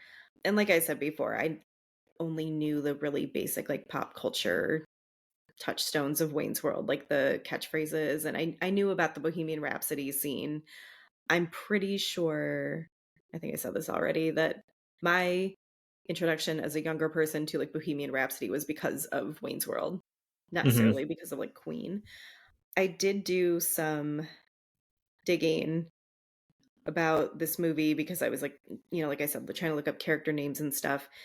I don't know if this is true, but according to IMDb, there were multiple reports that Penelope Spheris found it so difficult to work with Mike Myers that that's why she didn't return for the sequel. He apparently was very reluctant to share this with Dana Carvey because I guess Wayne's World was a character he created on his own as a solo thing.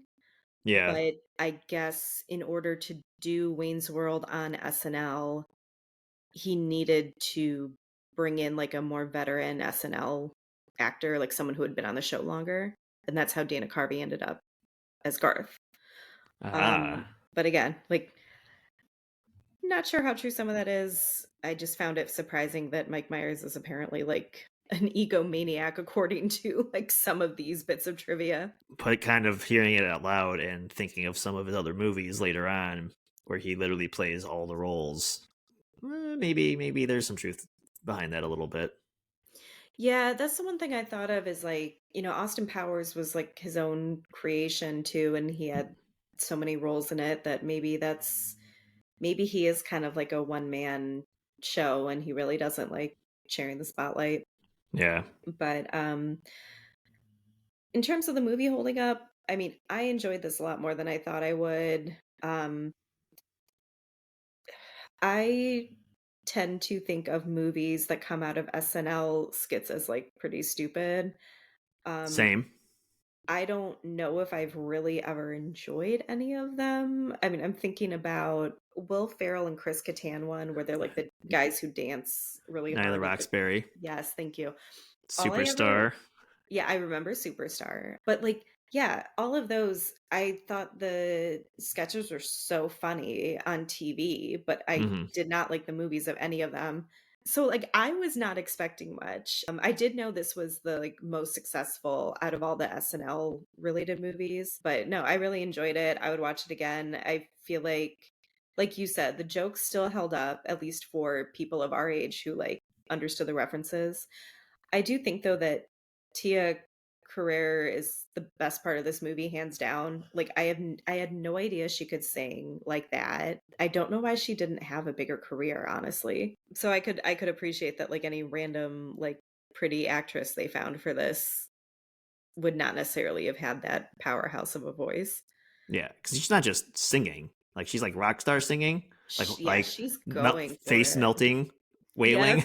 face melting whale. That's what the closed caption I, said. I'm completely interested in watching the second one now. I really like this. I think Wayne's World 2 was also like just as good as Wayne's World 1, which is rare. Okay. Yeah, for sure. Um, During this viewing, I thought jokes were in this that weren't, and jokes from the second one were in this one, and vice versa, whatever. Was it you that thought there was a Ghostbusters 3?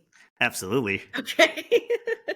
Ghostbusters was a product of only watching it on TV and Mm, only seeing it at different parts. So it just felt like there was a third movie.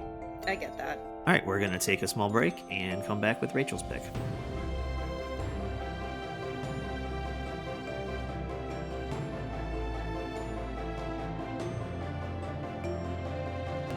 Okay, welcome back. And now we're going to talk about Rachel's pick.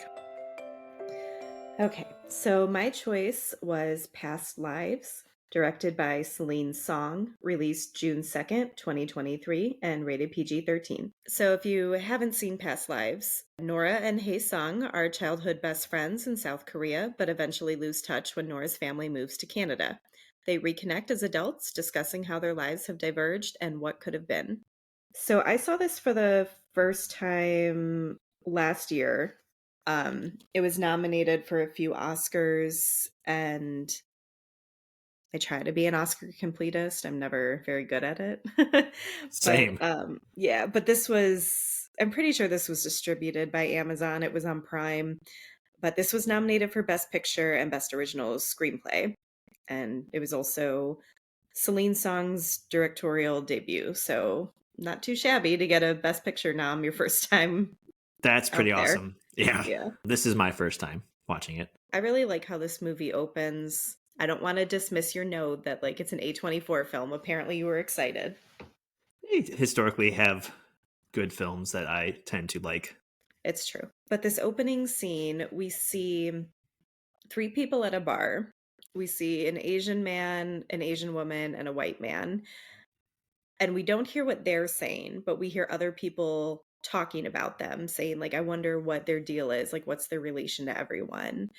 And there's some discussion about whether two of them are siblings and the woman's married to the white guy, or, maybe they're exes of hers or something. They coming up with all these combinations. And then finally, the Asian woman stares direct to camera. And that's where our shot ends. Yeah, that was a good shot. It's the whole buildup of these characters, kind of the mystique in this relationship or relationships. Mm-hmm. Again, someone talking for the audience, or yeah, for us, the audience. So we cut to 24 years earlier in South Korea. We see a boy and a girl walking home from school. The girl is crying, apparently because she was like second best on some test score at school. Maybe he beat her. Okay. Yeah, I think he does beat her because he's trying to console her about, like, she's like, oh, don't cry, don't cry. She's like, I was second best. Like, well, does it make you feel better that I was first? Yeah. Okay. And and he's not trying to, at least I don't think he was trying to rub it in. Apparently they're close, obviously, and their friends are walking home together. And it's like, well, be happy for me. It's kind of what I felt. Yeah. And that does not work. Right. We don't spend too much time with them. Really quickly, we see the girl at her home. She and her sister are talking with their parents about what name they should take. And it becomes clear that they're talking about picking English names or like anglicized versions of their name. They're basically picking English names to change their names to. And the little girl, we learn her name is Na Young, and her dad ends up suggesting Nora for a name. And that seems to stick for her. She likes that one. I couldn't help feeling like, because we see them packing up. We see them talking about picking English names. We get the sense that they're moving, that they're leaving. I couldn't help wondering if this is maybe why she was crying, but I'm not sure because there are references later about her being a crybaby when she was a kid and always having to be on top too. So I feel like it could be either. Could be probably a mixture. Yeah. Yeah, it's hard to tell because we see her upset about the test first and then the packing. But yeah, maybe she just was very sensitive as a child. So really quick, next scene, Na Young's mom has organized a play date with her and the boy, who we learn is Hae Sung. The moms are talking, and we learn that Nora's family is moving to Canada. and they talk about just how much the kids like each other, how much they're going to miss each other. And so we get the confirmation that, they are leaving. It just ends with this really sweet shot of the two kids like in the back seat of the car holding hands, like after they've run around together. But yeah, really quick, we're like at Nora's last day at school. Hae Sung is in his desk or sitting at his desk. He overhears her talking to other people about moving. And I read this as her kind of faking some bravery about the move, but she acts like she really wants to leave and says she wants to be a writer, and Koreans don't win the Nobel Prize for literature. So like she's going to move on to bigger and better things. But this is how Hae Sung learns that she's leaving. I know that um, was heartbreaking. yeah, because he obviously is sad that his bestie's moving away, and we see them walk home together one more time, but they don't say anything to each other. Totally silent. And then you have a point where their paths diverge. They simply say bye. And Yeah, that's it. Bye. yep, and they go on their separate ways, but there's this really nice shot of them both walking along their separate paths. Scene in the school. A couple thoughts. One, the line where like Koreans don't win Nobel Prize for literature. I was like, well, that's kind of harsh, but also you're still going to be Korean when you move. Like you're not. I mean, maybe a little kid they're thinking like, okay, now I'm from Canada. I don't know. It could be little kid Yeah. math, but learning that my friend is moving in this way. She doesn't say it to him at all, right? Mm-mm. It's No, just she's out saying it loud. to she's discussing it with some other kids, So, and yeah. he hears. And then, yeah, I also wrote that I really like this shot. And it's kind of a shot reverse shot type deal where you see him as before walking up a hill where she was crying about her test. Mm-hmm. And it's in front of them and they're silent. And then it flips to behind them when their literal paths diverge, to use your words here. And one has to go one way, and the other one has to go up the hill. And it just sits there for a second before they do their quick bye and leave, because obviously we're painting a visual picture of them separating. And Mm-hmm. it just is so, like, I don't know, both paths look very daunting to take solo. They look kind of scary because we're shot kind of up a hill from Mm-hmm. behind. And then like, oh man, this is sad. But also the shot was really cool. Her staging, I think, throughout this whole movie is really nice. I would agree. Not surprised she got that Best Picture nomination. But we get a really quick view into like Nora's family arriving into Toronto, she and her sister practicing their English, and this final shot of like Nora seemingly alone at recess at her new school. But then we see it's 12 years later. Another quick shot of some Korean troops during training. I always assume that Hae Sung is among them. It's just a bunch of guys in their fatigues. Yeah, this shot kind of confused me because it's quick. Mm-hmm. And yeah, I didn't know if I was supposed to assume that or not. Very brief, and there's nothing definitive really about it. No. We then see a woman in a car arriving in New York City. We assume that is Nora. Looks like she's taking a writing class. And then later we see her talking to her mom on the phone in her apartment, and they're just like joking around and looking people up on Facebook. Specifically, I think people that they knew back in Korea. I was struck by, like, immediately, I feel like Nora is so much more confident as an adult than we saw her when she was a kid.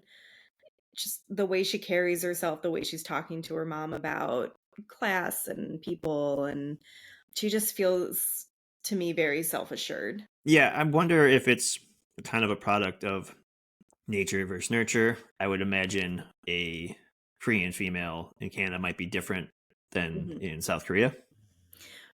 Right. I think she probably did have to toughen up a little because, we saw her alone at recess. That was the last time we saw her as a kid. Right. And I assume part of what we're seeing as her being very self-assured, she was probably like alone a lot. At least for a little while after the move, I would imagine. It's Right. tough making new friends, and how good was her English? So it's probably even Exactly. Yeah. harder for her. Yeah, that's true too, because we see her and her sister practicing. Like they don't have they're not necessarily fluent yet. Right. So she, I think, brings up Haesung. I think she says something to her mom, like, "Remember that boy I was, like, in love with when I was really little, like, right before we left?" And she tries looking him up on Facebook, and it turns out that he has left a comment on her dad's, like, business page. Something like that. Yeah. Yeah, and in the comment, he said he was looking for Na Young, her Korean Hmm. name. Yeah. And he had been trying to get a hold of her. And it's from a few months earlier, like no one saw it until now. She decides she's going to send him a message over Facebook. I get the impression that she's maybe not as fluent in Korean anymore, or at least with like written Korean. I think also maybe spoken as well. A little later, I think when they meet up, I think he makes a comment about it because I think Okay. she only speaks it to him and her mother. Oh, that's right. Yeah. I think, right? No, I think she does say that she only because she says no one calls her Na Young anymore, not even her mom. But then she also speaks Korean only to her mom. I like how we cut to Hae Sung in Korea and how he receives this message.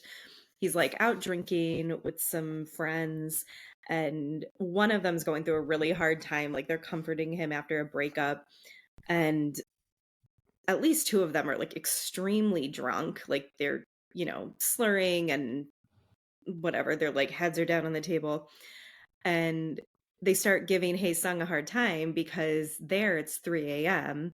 And they're like, well, who would be messaging you at 3 a.m.? And of course, Yeah. like we know it's the time difference with New York. Seems like he doesn't actually read the message until the next morning when he wakes up. I like that he already has like his hangover helpers next to him in bed. But we see that he still lives with his parents, so maybe that's why.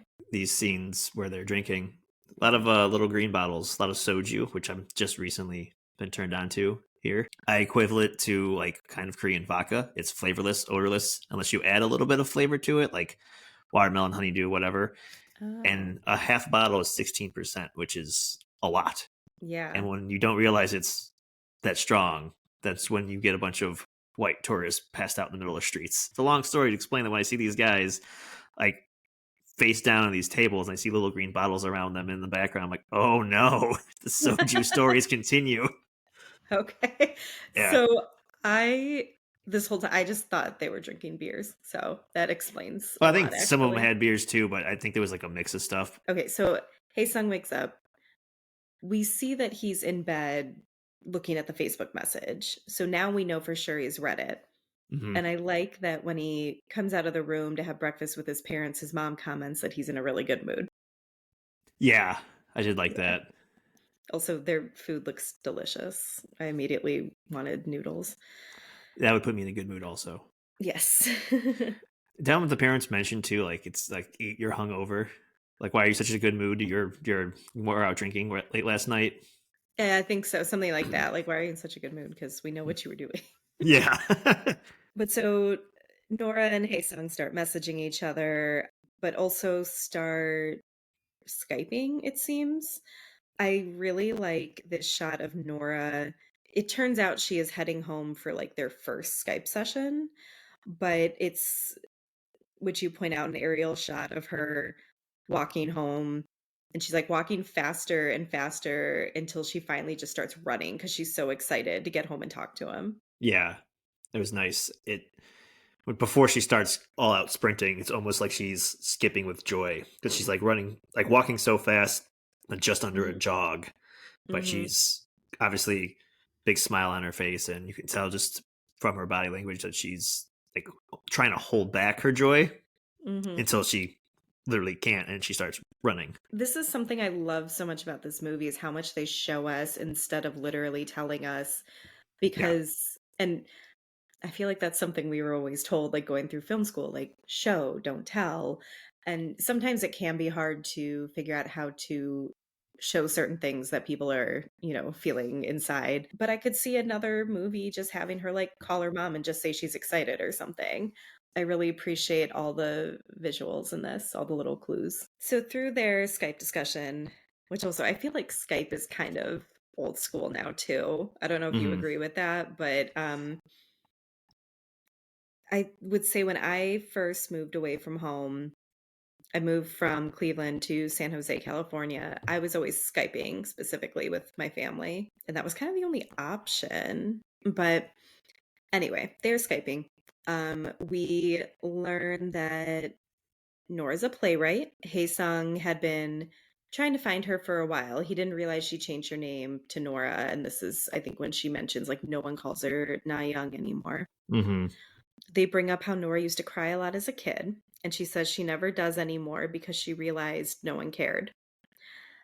And my notes on this were that I think number one, which we've touched on, she had this experience of moving away, not knowing anyone and not knowing the language. And maybe that hardened her in a way, which is why we see her being so much more confident and self sufficient. But this also implies that Hae Sung is potentially the only one that ever cared or comforted her when she cried, based on how they're discussing it.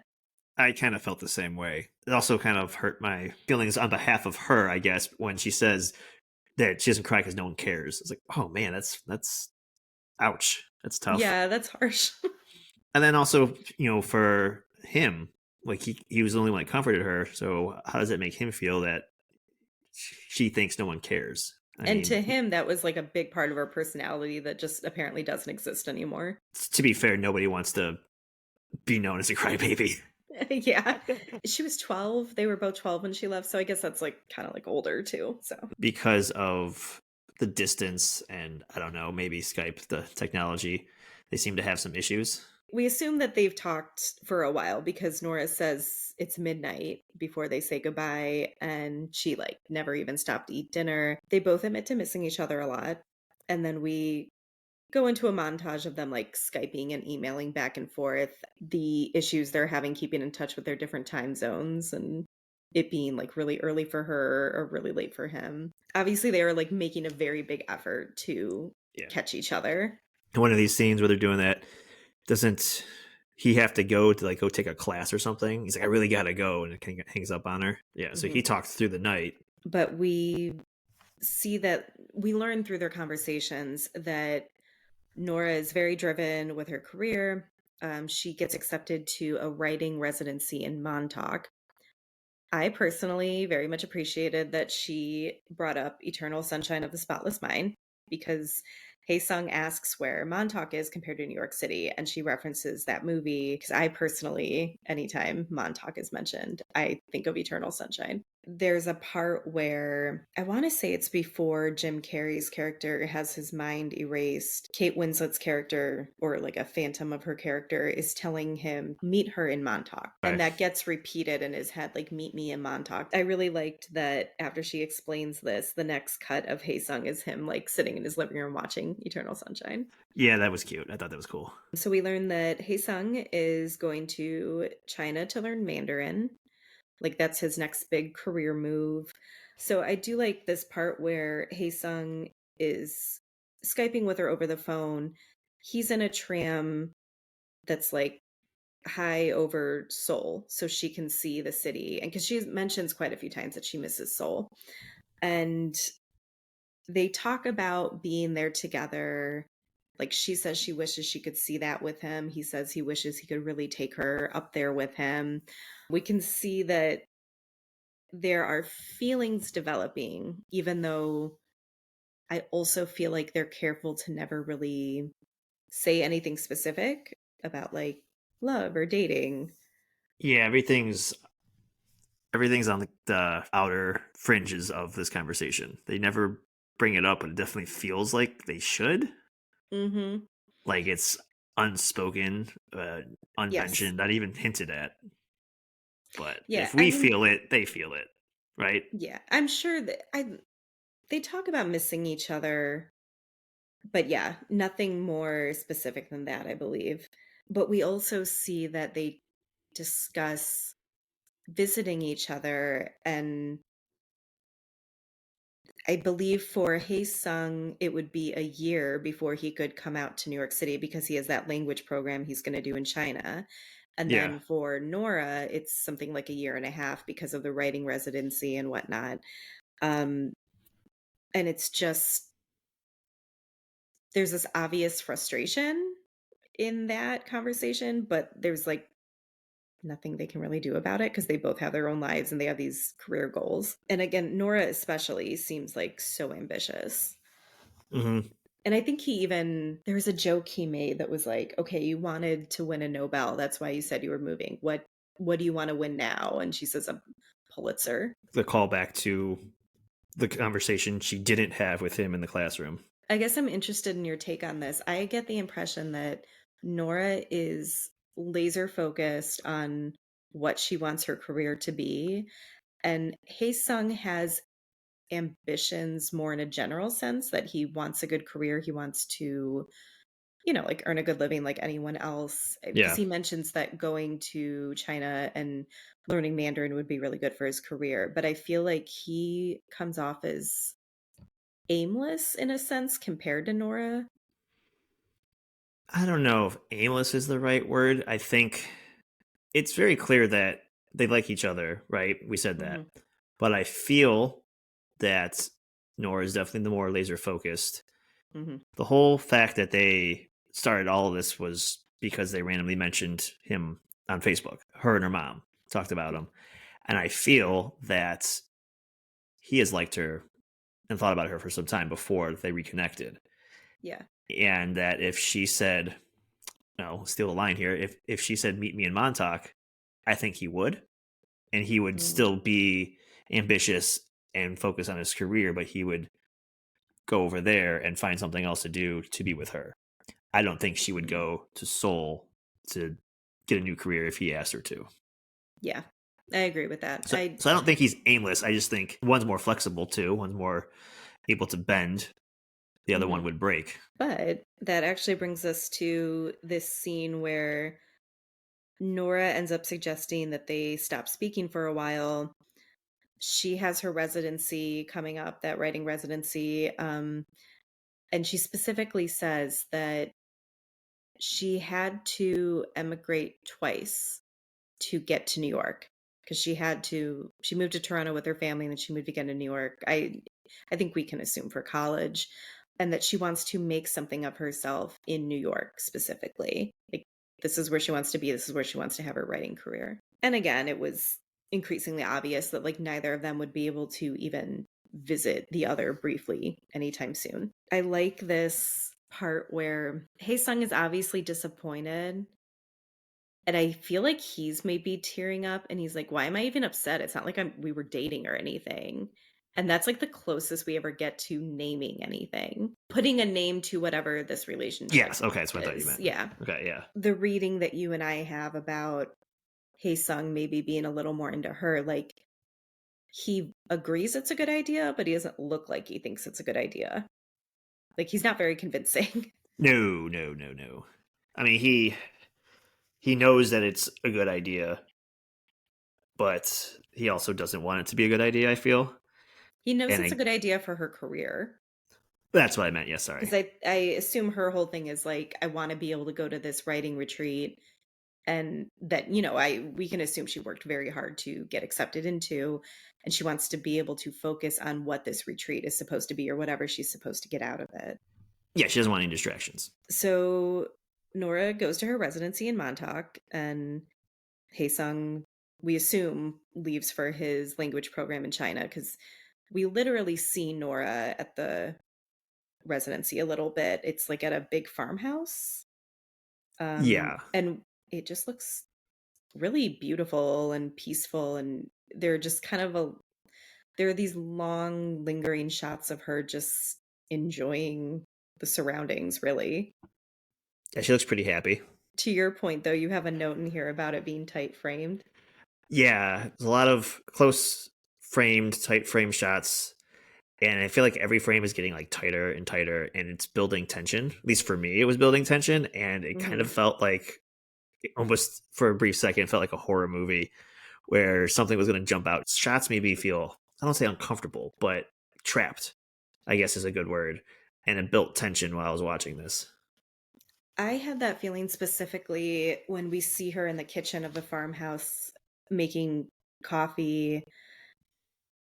The camera is following her back and forth across the room Hmm. in a way that I feel like in a horror movie, when we swung back to the other side of the room, something would be there that Yeah. hadn't been there before. And for a second, I was thinking that because I've seen this before, I know that this is where she meets her future husband. I thought this was how she meets him, that he suddenly comes into the kitchen in the morning and startles her, which is not the case, but I I think I read that in a similar way to you, that this Yeah. tight shot following her was going to reveal something that it didn't. She seems at peace, but I couldn't help how alone she was. It was like not even a single soul with her in the I mean, you assume there's some sort of person running the grounds who Right. runs the farmhouse. We do eventually see, I don't know if you want to talk about this shot, that when we see Arthur arrive. Yeah, she's sleeping, and we see Arthur, the white guy. Mhm, We see him arrive, and it's through her window, and he's off in the distance. mhm, And I guess going back to the point of the tight shots and the tension, like I feel this kind of shot to me says like loneliness, like someone's off in the distance. It's a big shot, it's a long shot, he looks by himself, but they used all these tight shots for her. I don't know, it's like it's doing opposite. It's kind of like our conversation about Gladiator and Joaquin wearing all the mhm, white and doing all the things that heroes do as far as shot choices and costuming, but mhm. the opposite was happening. I could see that. I think especially because I've seen this already, Hmm. I was reading it as I don't know if destiny is the right word that I want, but it'll make sense as we talk through more of what gets brought up. But for lack of a better word, her destiny has like arrived, or the rest of her life has arrived, and she doesn't even know it yet. But yeah, so some evening they're just hanging out like at the in the yard of this farmhouse at the residency, and Nora meets Arthur, like you said, the white guy from the beginning. I should mention while this is all going on, we see a scene of like Hae-sung packing up to leave for China. We don't focus as much on him, but we know that he's like we have a scene where his friends are all saying goodbye to him at a bar or something. Yeah, he gets sprinkled Um in here. but we have this scene where Nora meets Arthur. I think there's a scene like with no dialogue that's just part of all the this kind of little montage of her being at the residency where she meets Arthur. But then there's a longer scene where they're actually speaking to each other and they have already like known each other for a while because Yeah. she's explaining the concept of inyan to him, which I tried to describe. I might not be doing it justice, but she said it's a Korean word that means fate or providence, and it refers to the relationships between two people. And it also relates to past lives and the connections that people have in all their lives. And we see the longer scene of her with Arthur is her explaining this to him. Hmm. We get the sense they've already, like I said, met, spent some time together. Yeah. And I do like that he says something like, "Are you saying that like this is Inyan or something?" And she's like, "Nah." I have a quote here that says, "That's just something Koreans say to seduce someone." Yeah. So they kiss, and we assume this is the start of their relationship because suddenly we cut to 12 more years later, Right. and it immediately opens with Nora and Arthur arriving at the airport. They're talking to like what is it, customs or whatever, showing their I think so. passports. Yeah. Sounds like they're coming back to New York from Toronto, and Arthur says that they had visited her family and that they're married. Yeah, and the jump cut here, I mean, there's a lot to assume in 12 years. Also, that's a long time. We've jumped 24 years total. It's just crazy. Hmm. Yeah. It feels awkward, though. The customs guy is hounding him.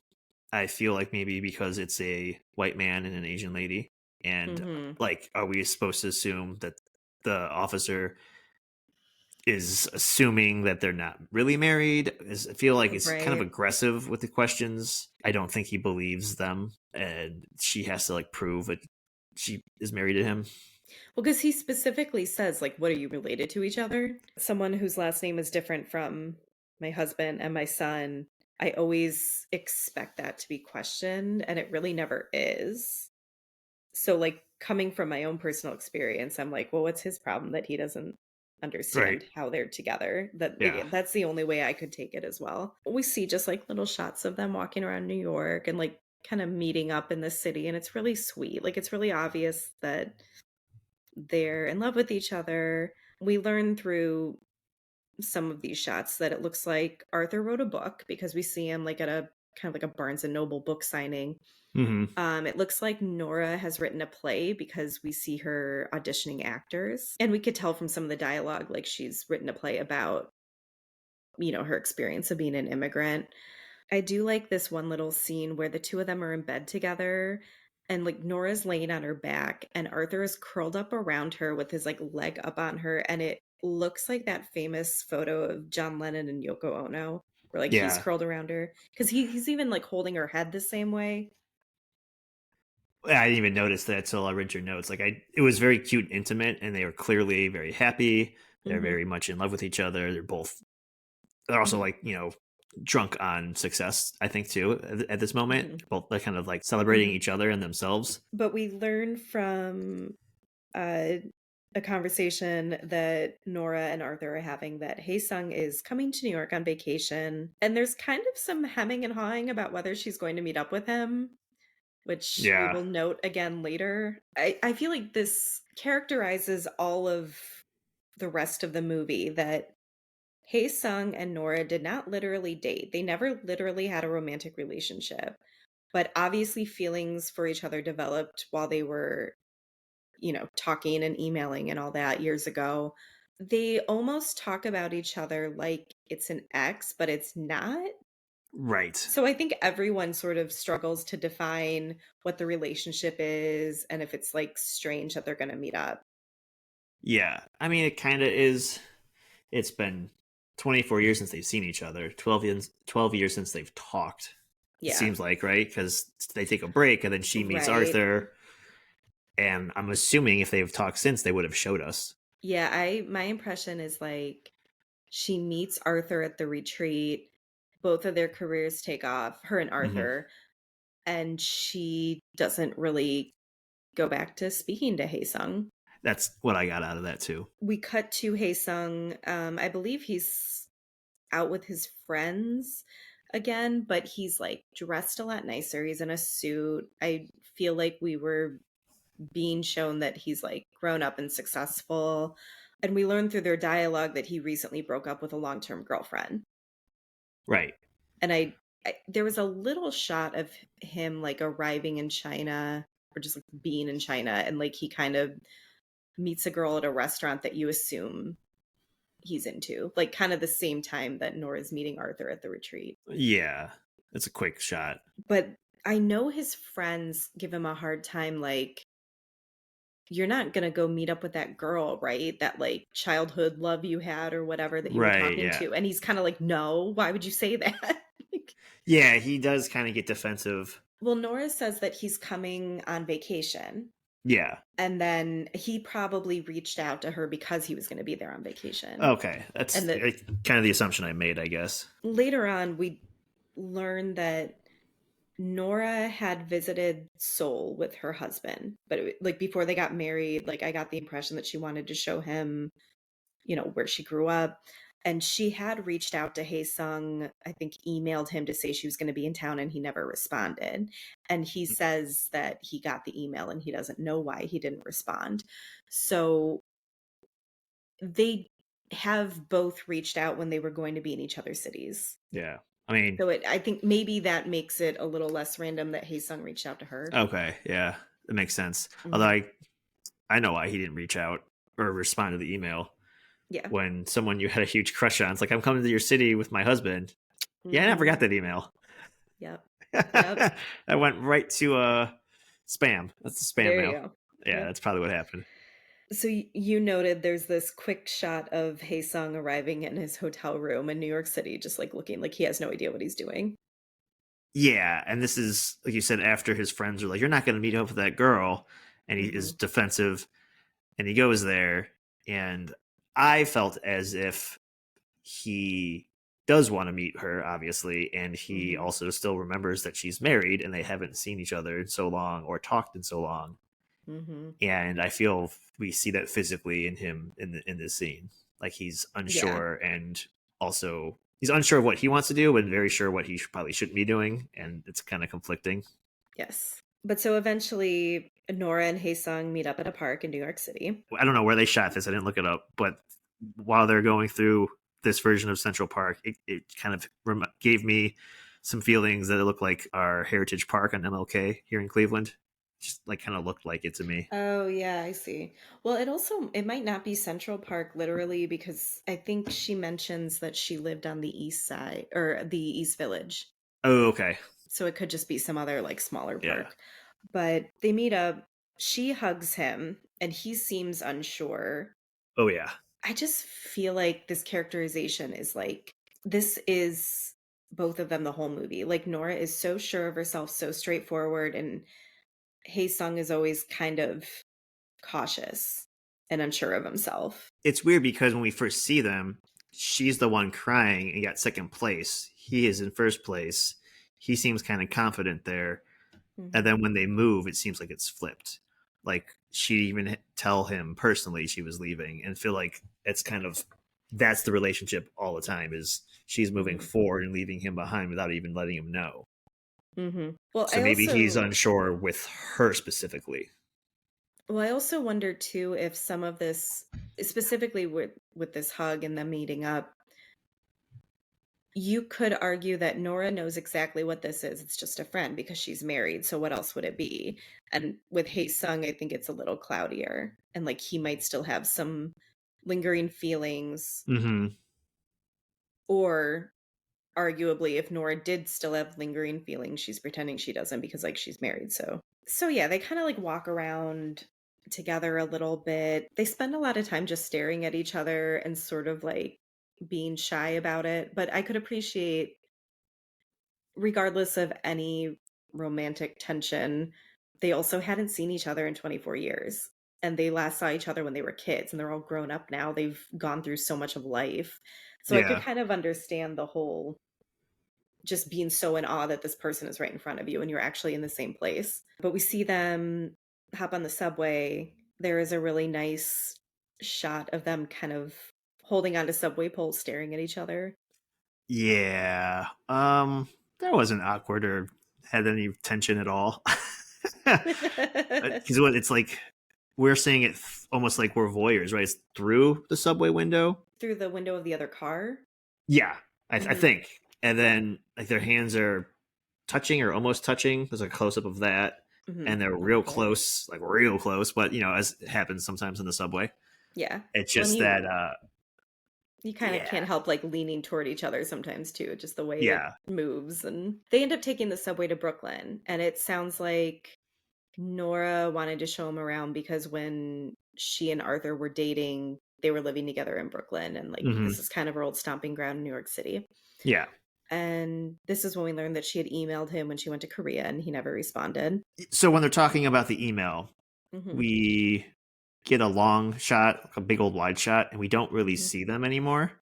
Hmm. And I feel like, to me, I felt like now, at least at this moment, our subjects aren't important to us. Like they feel how I wanted them to show Nora earlier, like isolated and alone when she was Okay. in her writing program. That's how I feel now. It's I like see. they're so close, they're physically close to each other, but there is decades apart, and Hmm. we kind of see it in a quick shot. Hmm. Especially after it's like, hey, I emailed you, you never responded to me. Well, I don't know why. So they're just kind of walking around Brooklyn and talking, and we learned that Hae Sung has broken up with his long-term girlfriend. I remember his friends made it sound like they were broken up, but then the way he explains it to Nora is that they're taking a break. He's sort of non-committal about it, but he mentions that they started to talk about marriage and he's too ordinary to marry his girlfriend. Like he just has an ordinary job, an ordinary salary, and maybe implying she could do better. But then if that's the case, why are you not fully broken up? Yeah, I didn't know if he was hiding that. Like, some people will tell a white lie to make them look or feel better in front of somebody else because she is married. Because Right. like you said, his friends made it sound like they were broken up, but he's like, oh, we're just kind of on a break. Right. Yeah, he doesn't want to seem like he is lonely and that ordinary, even though he's saying he is. Because they maybe kind of wants her to be a little jealous too. I also feel like Nora kind of feels okay meeting up with him, like I said, because she's married, she's in a committed relationship. So, like, obviously, this isn't anything other than friendship. And I wonder if he's kind of trying to pretend the same thing by indicating that maybe he still has a future with this other girl. Yeah. I think they're both kind of protecting themselves emotionally in a way. Oh yeah. But we learned from Nora that she really does seem to have a good marriage. It seems like Arthur really embraces her culture and like gets along well with her family, and like they make a point of mentioning that his favorite food is a Korean dish that is probably pretty traditional because Haesung makes a comment like, "Oh, dang, okay." Yeah. I forget what it was, but his Mhm, favorite dish is whatever this dish is, and he's mhm. like, "Damn, he's hardcore." Like he's really Yeah, into it. Yeah. and And I it's you get like a little wink of a little bit of respect he gives to Arthur now. Because I mhm. mean, not that he doesn't like him, but he doesn't like him because he's obviously married to this woman he still can't get over. Right, exactly. And almost in a way you could argue that Nora almost left him for Arthur because she never started talking to him again. Hmm. Like they were taking a break according to Nora, and then she just kind Right. of never thought A, about him again as far as he yeah. knew. A break from a relationship they didn't actually have. We also I think she mentions here that Arthur tries to speak Korean, or at least like learning Korean. I really like this shot of them sitting on the steps in front of this carousel. I can't remember what the park is called in Brooklyn where this carousel is, but, like, I've been there before with my family, like, we rode the Oh, nice. carousel. Yeah. That's awesome. Yeah, we rode the carousel, and then we took, like, the water taxi because our kid had never been on a boat, I think, but he was very Mm. excited about the water taxi. But I like how they start I mean, they're definitely leaving space between each other, but they're also kind of leaning away from each other too. Just the way they're sitting, the way they're planting their weight on like the side of their bodies that's further from the other person. And then as they talk, they, you know, lean in more, they get a little closer together. Yeah, I just wanted them to kiss. Like, just get it over with. Just again, Yeah. more attention. It's like, oh my god, just get it over with. What's Hmm. happening here? She asks Haesung why he looked her up 12 years ago, and he says it's because she left so suddenly. I also think neither of them were emotionally mature enough to like deal with that too and realize Mm-hmm. that they didn't really get to say their goodbyes at the time. Yeah, and if we're thinking 24 years ago, you couldn't, ask anything about her on Facebook because there was no Facebook. He was a 12-year-old kid. Exactly. So, yeah, I mean, it all checks out, and it's hard when you kind of try to jump back into a relationship, especially if Mhm. it's these feelings that were never spoken out loud. So we see Nora coming back home to her apartment, and she says to her husband, "You were right. Haesung did come here to see me." And I get the sense that they're uncomfortable about this, or that maybe her husband had previously brought it up because he was uncomfortable with the idea of Haesung coming specifically to see Nora. Yeah, But again, it's that weird in between where would it be so awful if he wanted to come visit his childhood friend that he hasn't seen in 24 years? But the reason everyone's a little weird about it is because there obviously was some sort of romantic relationship, some sort of romantic feelings. feelings. Yeah, Mhm.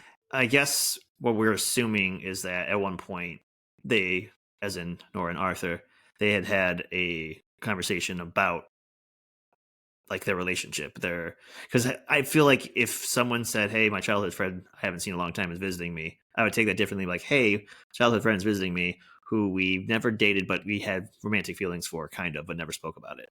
So he has to know. I would assume he has to know because Mhm. the way this whole conversation is happening.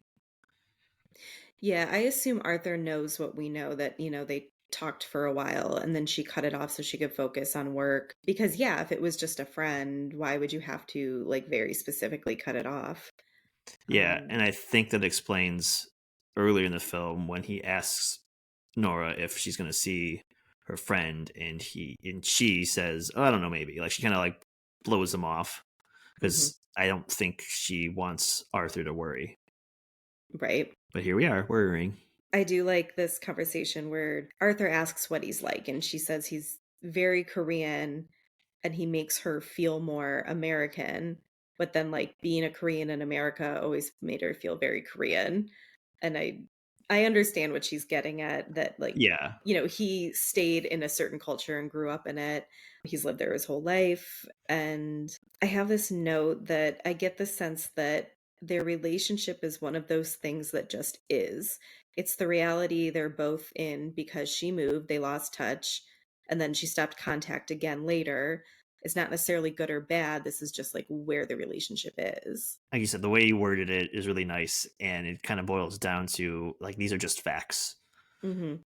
but there's so much underneath that. This continues obviously into the night because then we see her and Arthur in bed together later, and it's dark and they're laying there discussing it. Well, she asks Arthur if he's mad, and he says he doesn't have a right to be mad. This is just the reality of the relationship, but also this like unspoken romantic tension because he even says he doesn't have a right to be mad because Hmm. he's not technically an ex or anything. But then obviously there's something between Nora and Haesung because Nora asks her husband specifically if he is mad. So, Yes, yeah, yeah. very very cloudy here, Yes. and they're both right and they're both wrong. Hmm. If they're picking up on these things, he does have a right to be mad, but he doesn't. It's Hmm. weird. I like the point where Arthur asks, or Arthur says something like, just don't. He's like, you sure you're not going to like leave me and go start a new life with this guy or something like that? And she says, I would never bail on work for some dude. Yeah, and we know she's not lying.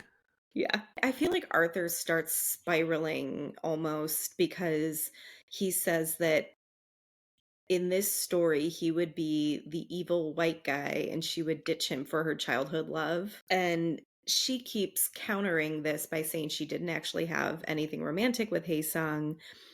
And Arthur, in this little spiral, is like going on and on about how she could have her life could have taken so many different paths. She could have met a different writer at the residency instead of him.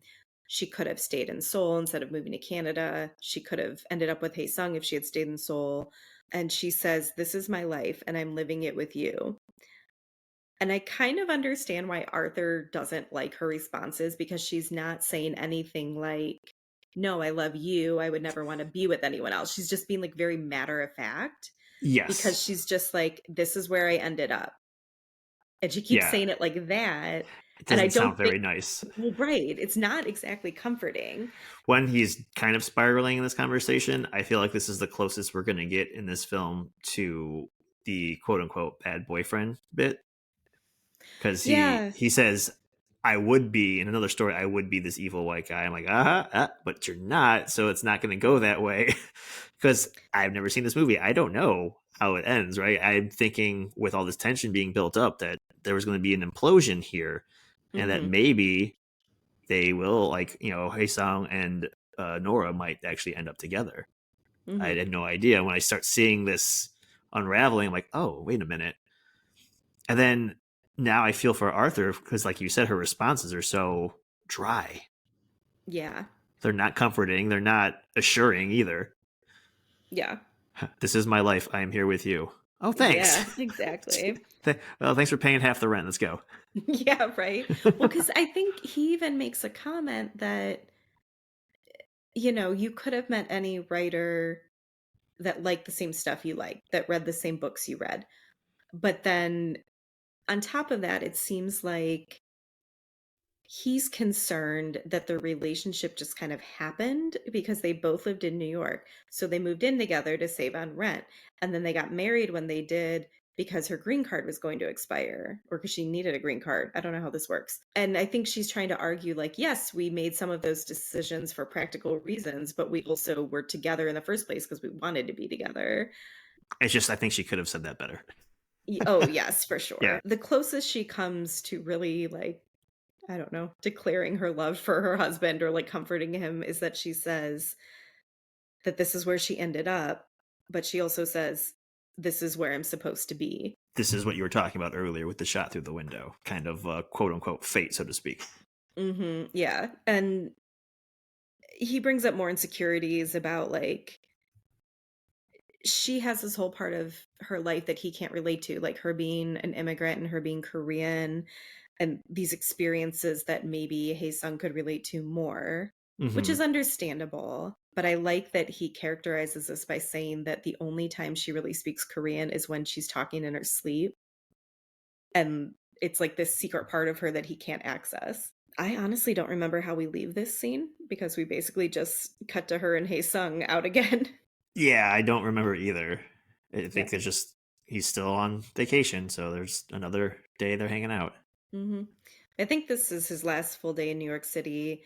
They take the ferry to see the Statue of Liberty, and it was just so funny to me because I feel like I think this film is smarter than this, but it also I couldn't help feeling like, "Oh, it's an immigrant story. Shove the Statue of Liberty in there." I watched The Brutalist recently, and there's this really prominent shot when he arrives in America in the very beginning of the movie where it's just front and center, Statue of Liberty, very prominent, like, you have made it. Oh, and I guess this is a second appearance by the Statue of Liberty this season. Oh, yes. Um, So Hae-sung ends up coming over to her apartment to meet Arthur, and you can tell he's very unsure. And she's like, "No, no, no, he wants to meet you," which, like, he probably does. He probably kind of wants to assess things for himself. But again, she is very direct, and she's like, "No, we're going to do this." And Hae-sung is like, "I don't know." They kind of briefly meet in the apartment, but then they end up walking to the bar that we see in the beginning. While they're walking, Arthur asks what they did that day. Nora says she took him to the Statue of Liberty, and he's like, I never done that." And she's like, "We never did that together." And he's like, "No, we've never been there together." And it was like a little awkward because it was it's like, very awkward. I couldn't tell if Arthur was genuinely mad, like, you did some experience with this guy that we've never done together. I felt that same way when he says it. I don't know if he means that he's never gone. He's never gone either, right? Like, period. I think he's never gone, period, which at first I didn't think was that weird because I don't think it's uncommon for people who actually live in Yeah, these cities to, like, not do the big touristy things. right. So he's never been, and she went. Who I'm kind of also assuming maybe this is her first time too, and she went for the first time with somebody else. So Arthur, that is, he doesn't get that first time going with his wife. I Like, guess, yeah. that's something they are gonna miss out together. That's kind of what I thought was happening. Yeah. So he was a little upset. I see why. We then see them at the bar sitting in a row, the way we saw them sitting at the very beginning of the movie. Nora is between Hae-sung and Arthur. And she's trying to speak with Hae-sung in Korean while, like, translating everything for Arthur, or like vice versa. Hae-sung says it's good she left Korea because she's too ambitious and Korea was too small for her, which is also kind of the feeling I got about this is how I felt about Nora's characterization anyway. Not necessarily that Korea was too small for her because, like, I don't know, but Right. I could see someone with her personality. I'm not surprised she ended up in New York City, I guess. Like, the romanticized, like, hustler version of New York City. I don't know what to say about that. Yeah. Oh, and he asks her again while they're at the Statue of Liberty, like, "Okay, what award is it now that you're gunning for?" And she says a Tony, because we did Hmm. see that she's working on a play. Hae Sung also says that he's glad that he got to meet Arthur, but didn't realize that liking him would hurt this much. And I feel like this is the closest we've gotten to, like, an admission on either side that there were romantic feelings up until this point. He's admitting guilt in a way of liking Nora by Mhm. saying that he's happy about Arthur. Mhm. That it would be easier for him to feel a certain way about Nora if Arthur was a dick. The bad boyfriend situation, like in most rom Yeah, coms. I And can see it's that. like, well, man, I don't, it makes him feel guilty maybe for having feelings for her and taking her around, or her taking him around town and having all this alone time because he clearly Right. has these feelings, and it'd be easy to stick up for himself and almost, maybe tell her. Maybe he doesn't tell her because he feels bad for Arthur. He's, collateral damage. If this is a different movie and he was a different character, it would be easy to root for Hae Sung to break them up. Mm-hmm. But that's And not the it case. and it would be easy for Hae Sung to potentially suggest anything like that too, or to not, like you said, not feel guilty about whatever feelings he's having if Arthur was a bad boyfriend. I guess, yeah. To quote Um, our own trope here, but yeah. yeah, because not even that, not only is he like a nice guy, he's genuinely trying to, integrate himself into Nora's life and learn about her Hmm. background and her family and her culture. So, and he's Yeah. learning Korean. Yeah. When they were Um, talking at the bar too, and she's playing middleman, the conversation at first is the three of them, right? But it kind of leans heavily into Korean, and they're just talking to each other. And she's sometimes kind of telling Arthur what's going on, but she also like covers some of it up. Not lies, but doesn't. doesn't give him the full story. Yeah. And I felt like we, as in the audience, and Arthur were definitely a third wheel and definitely felt like a prying eye, like we were eavesdropping into this conversation. Yes, exactly. And even the shot changes to cut out Arthur completely. Oh, yeah. Yep.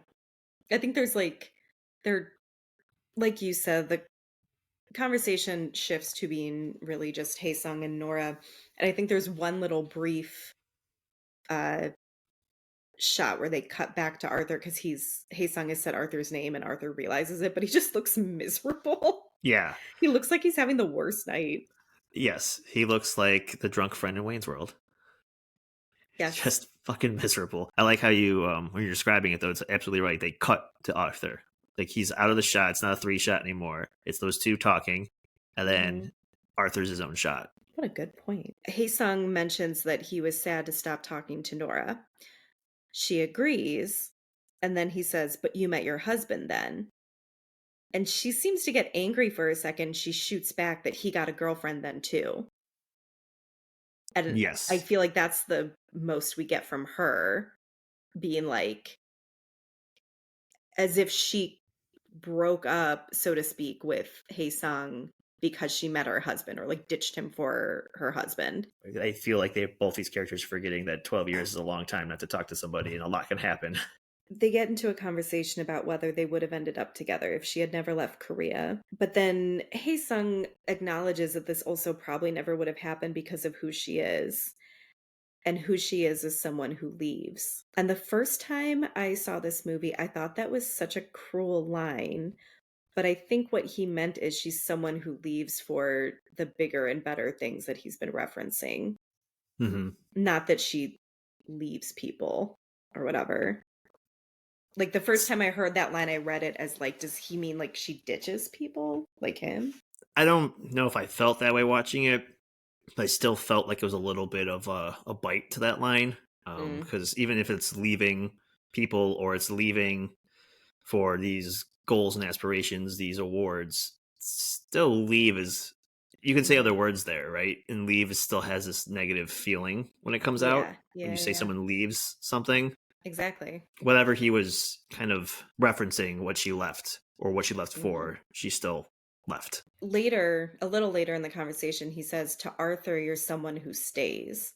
And that is what gave me more context to this line to think maybe he didn't mean it as like cruel as it sounded. And I also kind of thought, if we're making, opposites here, if Nora is someone who leaves and Arthur is someone who stays, I think that's also some connection between Hae Sung and Arthur, because he clearly stayed in Seoul. So he Mm, might see a little bit of himself in Arthur as well, mm, I could see that. which makes liking him harder and making Yeah. it hard to see him with her if he sees Hmm. himself in Arthur. Nora admits that the girl he knew doesn't exist here in New York. She left that girl behind with Hae Sung.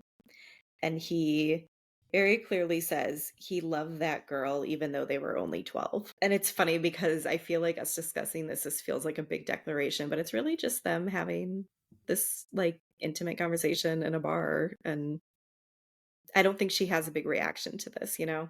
because No. there's nothing either one of them can Yeah. or is going to do about that. But again, going back to this is just a situation. He loved her when they were 12, but that's not who she is anymore. We cut to a different scene where Arthur and Hae Sung are talking to the bar alone. Like Nora maybe went to the bathroom or something. They talk about the same concept that Nora had brought up to Arthur when they met about, past lives, people's connections to each other in Yun. And Hae Sung says that he and Arthur are in Yun too, because they are technically in each other's lives. They have interacted.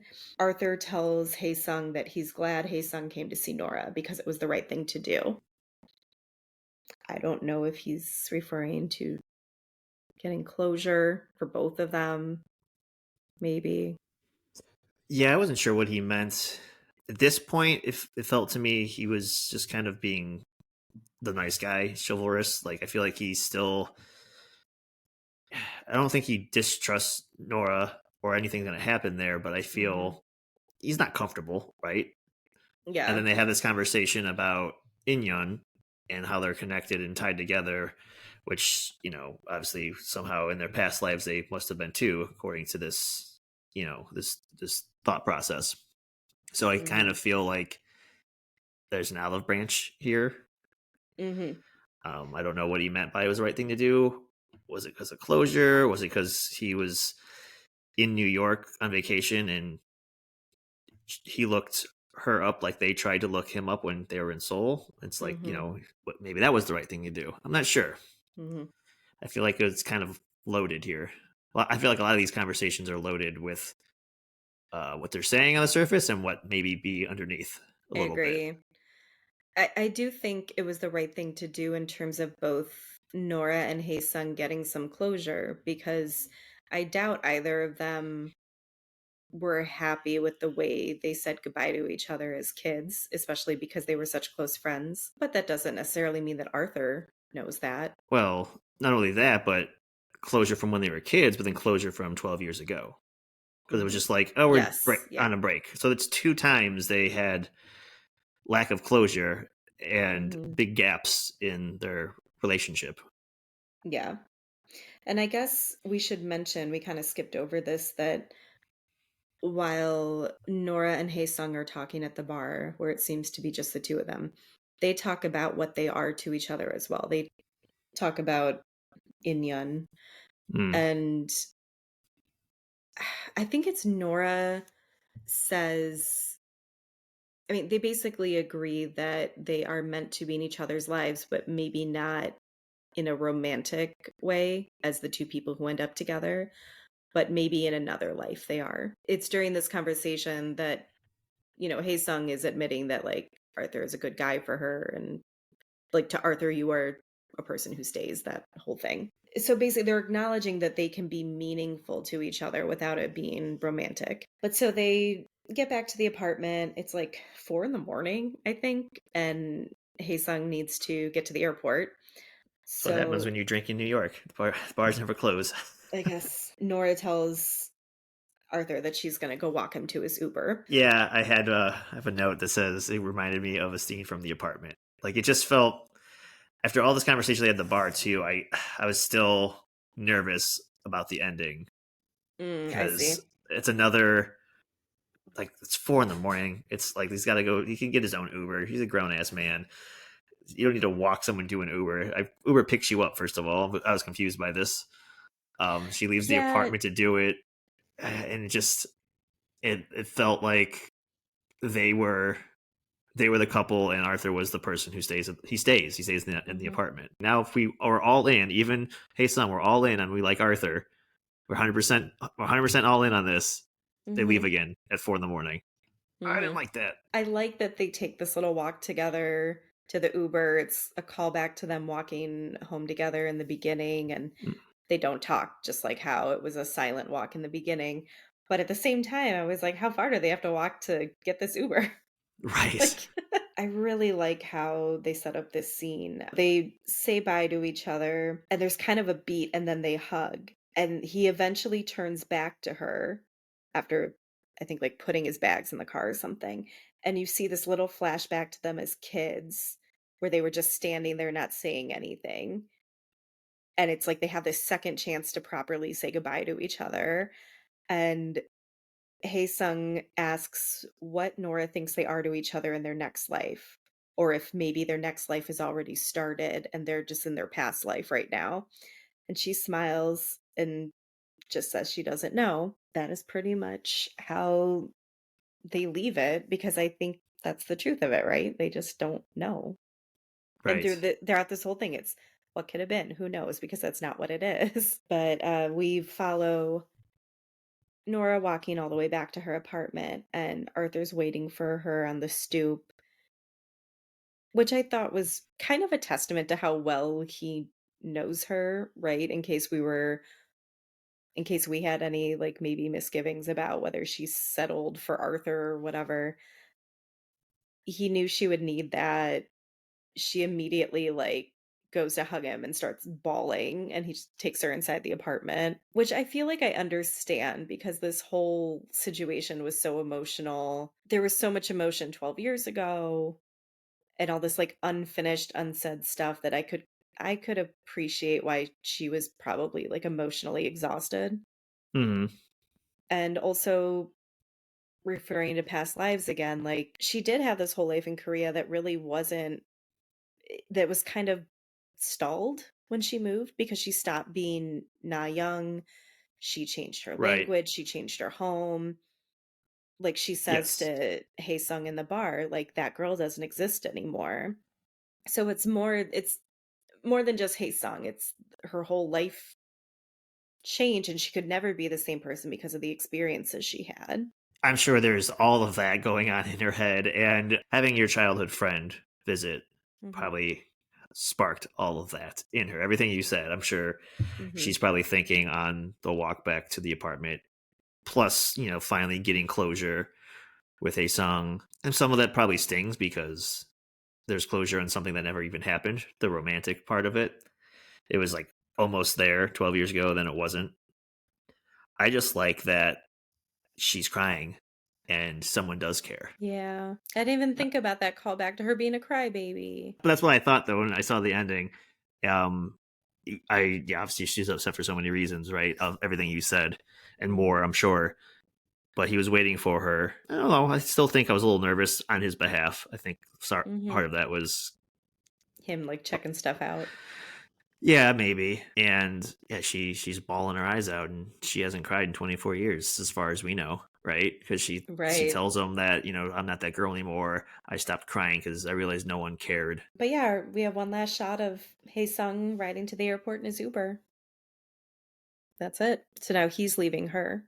He's the one that leaves. And she stays. But yeah, I was really struck by how quiet and calm this movie felt to me, despite it obviously, like, being pretty emotional and bringing up all these, big discussions about strong feelings and are you on the right path in life and what could have been. But there are these really long scenes where no one speaks. There's no dialogue. And then there are scenes where it seems like it's all dialogue, but no one's ever really, like, raising their voice or getting No, overly emotional. And I could almost see this being a comfort movie in a way just because I feel like it's so beautiful to look at. The shots are composed so nicely. I think the closest we get to something spoken above conversation level is when Arthur and Nora they're talking about how should we see your friend? Should you leave me for him? That's Mhm. he Arthur gets the most frazzled than anyone in the movie, and Mhm. it's he doesn't really get that frazzled. Like, Yeah, like, they're not literally arguing or yelling, it's more like he's just thinking out loud. yeah, and they Mhm. could easily be like again a different movie. He would have picked something up and threw it across the room or something. Like, Yes, in a different movie, this all could have been so much more dramatic. It could have been just so much angrier and louder. yeah, more Um, expressive. and Yeah, again, like Arthur said, in a different movie, it could have been really easy to paint Arthur as a bad guy and for her to go, like, run away with her childhood sweetheart. right. He could have Yeah. had like horrible seasonal allergies that encouraged her to dump him. Maybe Arthur loves his typewriter. You know what? He's a writer. He could. Oh, shit. Generally, I like how Celine Song, our director here, really shows us so much instead of just telling. There are a lot of visual clues as to who everyone is and what's going on inside their heads and what they're maybe really feeling, despite what they're actually saying. But that's what I was thinking. A lot of my notes here are about the shot choices and obviously in the conversation what I thought it meant, at least to me. Now being introduced to this director, I think I'm going to be looking more into her career and what comes next because it was done really well. I looked up the cinematographer and it is a name I do not want to butcher, but good job there as well. All the shots were awesome. And they work a lot with the director, so a lot of important choices being made on both accounts. But yeah, a lot of the framing, a lot of scenes where we're not getting dialogue from anybody, even if it's just a tight shot on our main actor. It's like, say something, do something. What are you doing here? And we kept saying in other movies there could be some more emotion, some more anger, or this or that. But I think it was better than like a rom-com would have been because the tension is there through silence, and it made it worse for me watching. It's like, oh my god, what's going on? Just do the thing already. Either kiss him and run away with him, or tell him to leave New York. Like, what's going on? It's an easy solution, and none of it happened. Yeah, you want a way to release the tension that never comes. Yeah. Yeah, it's funny when you mentioned following her career from now on. She does have a movie coming out this year, but definitely bigger actors in it. I think it's fair to say all the main actors in Past Lives were like fairly unknown before this came out. I know Greta Lee, who plays Nora, got a lot of attention, and I'm not sure if she was nominated for Best Actress, but she was in the discussion at least. I know she got some like critics awards and things like that at the very least. Her next film has Dakota Johnson, Chris Evans, and there's a third big name that I'm forgetting. And I'm curious to see if that changes anything, because I assume she also has a bigger budget if she has like bigger name actors. Isn't this also about like a love triangle? Oh, Pedro Pascal. How could I forget Pedro that? Pascal. Yeah, New York City love triangle comedy drama. All right. She's got a style now. Yeah, there Or you a go. trope, I don't know, whatever you want to call it. Yeah. No matter. That's her subgenre. It's love triangles. In New York. Yes, specifically. Very, very specific. Yeah. I wonder if they're going to go to the Statue of Liberty together. Jesus. So in terms of the movie holding up, it's a little hard to say because, as you had mentioned, this was our most recent release we've discussed. I only saw this a year ago, but I do feel that on a second viewing, I uncovered more layers and meaning in various shots and, dialogue that we've discussed here, which I always appreciate a movie that I feel like I can notice something new about every time I revisit it. But I still think, I would still say it deserved all the attention it got at the time, all the awards attention. Yeah, I can definitely see why. Yeah, I'm really excited that you like this because I was like, man, I hope Joe is into this as much as I am. It's done well. What can I say? Yeah. Well, so do you have any honorable mentions for female directed movies? I had originally wanted, the first thing I thought of was a movie called Now and Then. It is like a coming of age film. It's about four young female friends and then their adult counterparts. And they kind of go back in time and kind of reflect on things. I remember seeing it a few times as a kid. I know for a fact one of the reasons might have been that I had a childhood crush on Christina Ricci. And so, and she's in the movie. Yeah. But there are other actresses who were playing their adult versions that I knew as well. Rosie O'Donnell, Demi Moore, I believe, is in it as well. Some other ones that I didn't realize were female directed that I grew up watching: Big, Pet Sematary, Point Break, Fast Times at Ridgemont High, Real Genius, Billy Madison, Half Baked, and I didn't know this one. I just didn't pick it. American Psycho. Yeah, I knew American Psycho, but now I'm blanking on the director. Mm-hmm. But I don't think I was aware of the other ones. Yeah, a lot of like, people look at some of these big comedies, Billy Madison, Big, Fast Times. I mean, Point Break is like super hyper masculine movie, surfers and Hmm. cops and robbers and There is a documentary series about female directors, and they break down like one of those scenes from Point Break. For me, I had initially thought about this movie called Fish Tank, which is directed by Andrea Arnold. It's like this really little indie, this like British indie movie, but it's pretty heavy, and I think it's very good and worth seeing. And I think it's another like underseen film, like Past Lives. But the more I thought about it, I was like, I don't know if I want to do another like heavy movie right now. I also thought of Agnes Varda, but again, like heavier subject matter. Mhm. Especially, I was thinking of Cleo from 5 to 7. Rom-coms.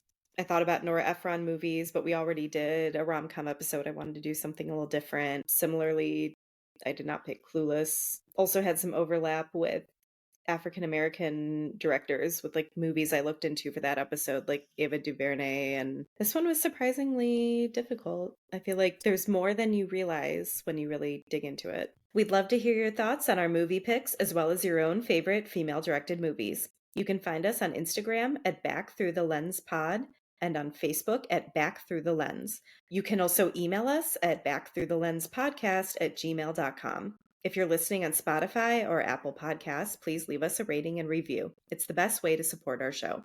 If you enjoyed our show today, please give us a like and follow for updates on new and future episodes. Our show is produced by our host, Rachel Campbell, and myself, Joe Siomick, with additional help and support from Peter Tellup of LPV Productions. Rachel, Peter, and I are also the executive producers. Our awesome logo is brought to you by Tom Fracci, and our wonderful theme songs by Matt Tarek. Thank you for listening, and stay tuned for more trips into our movie watching past on Back Through the Lens.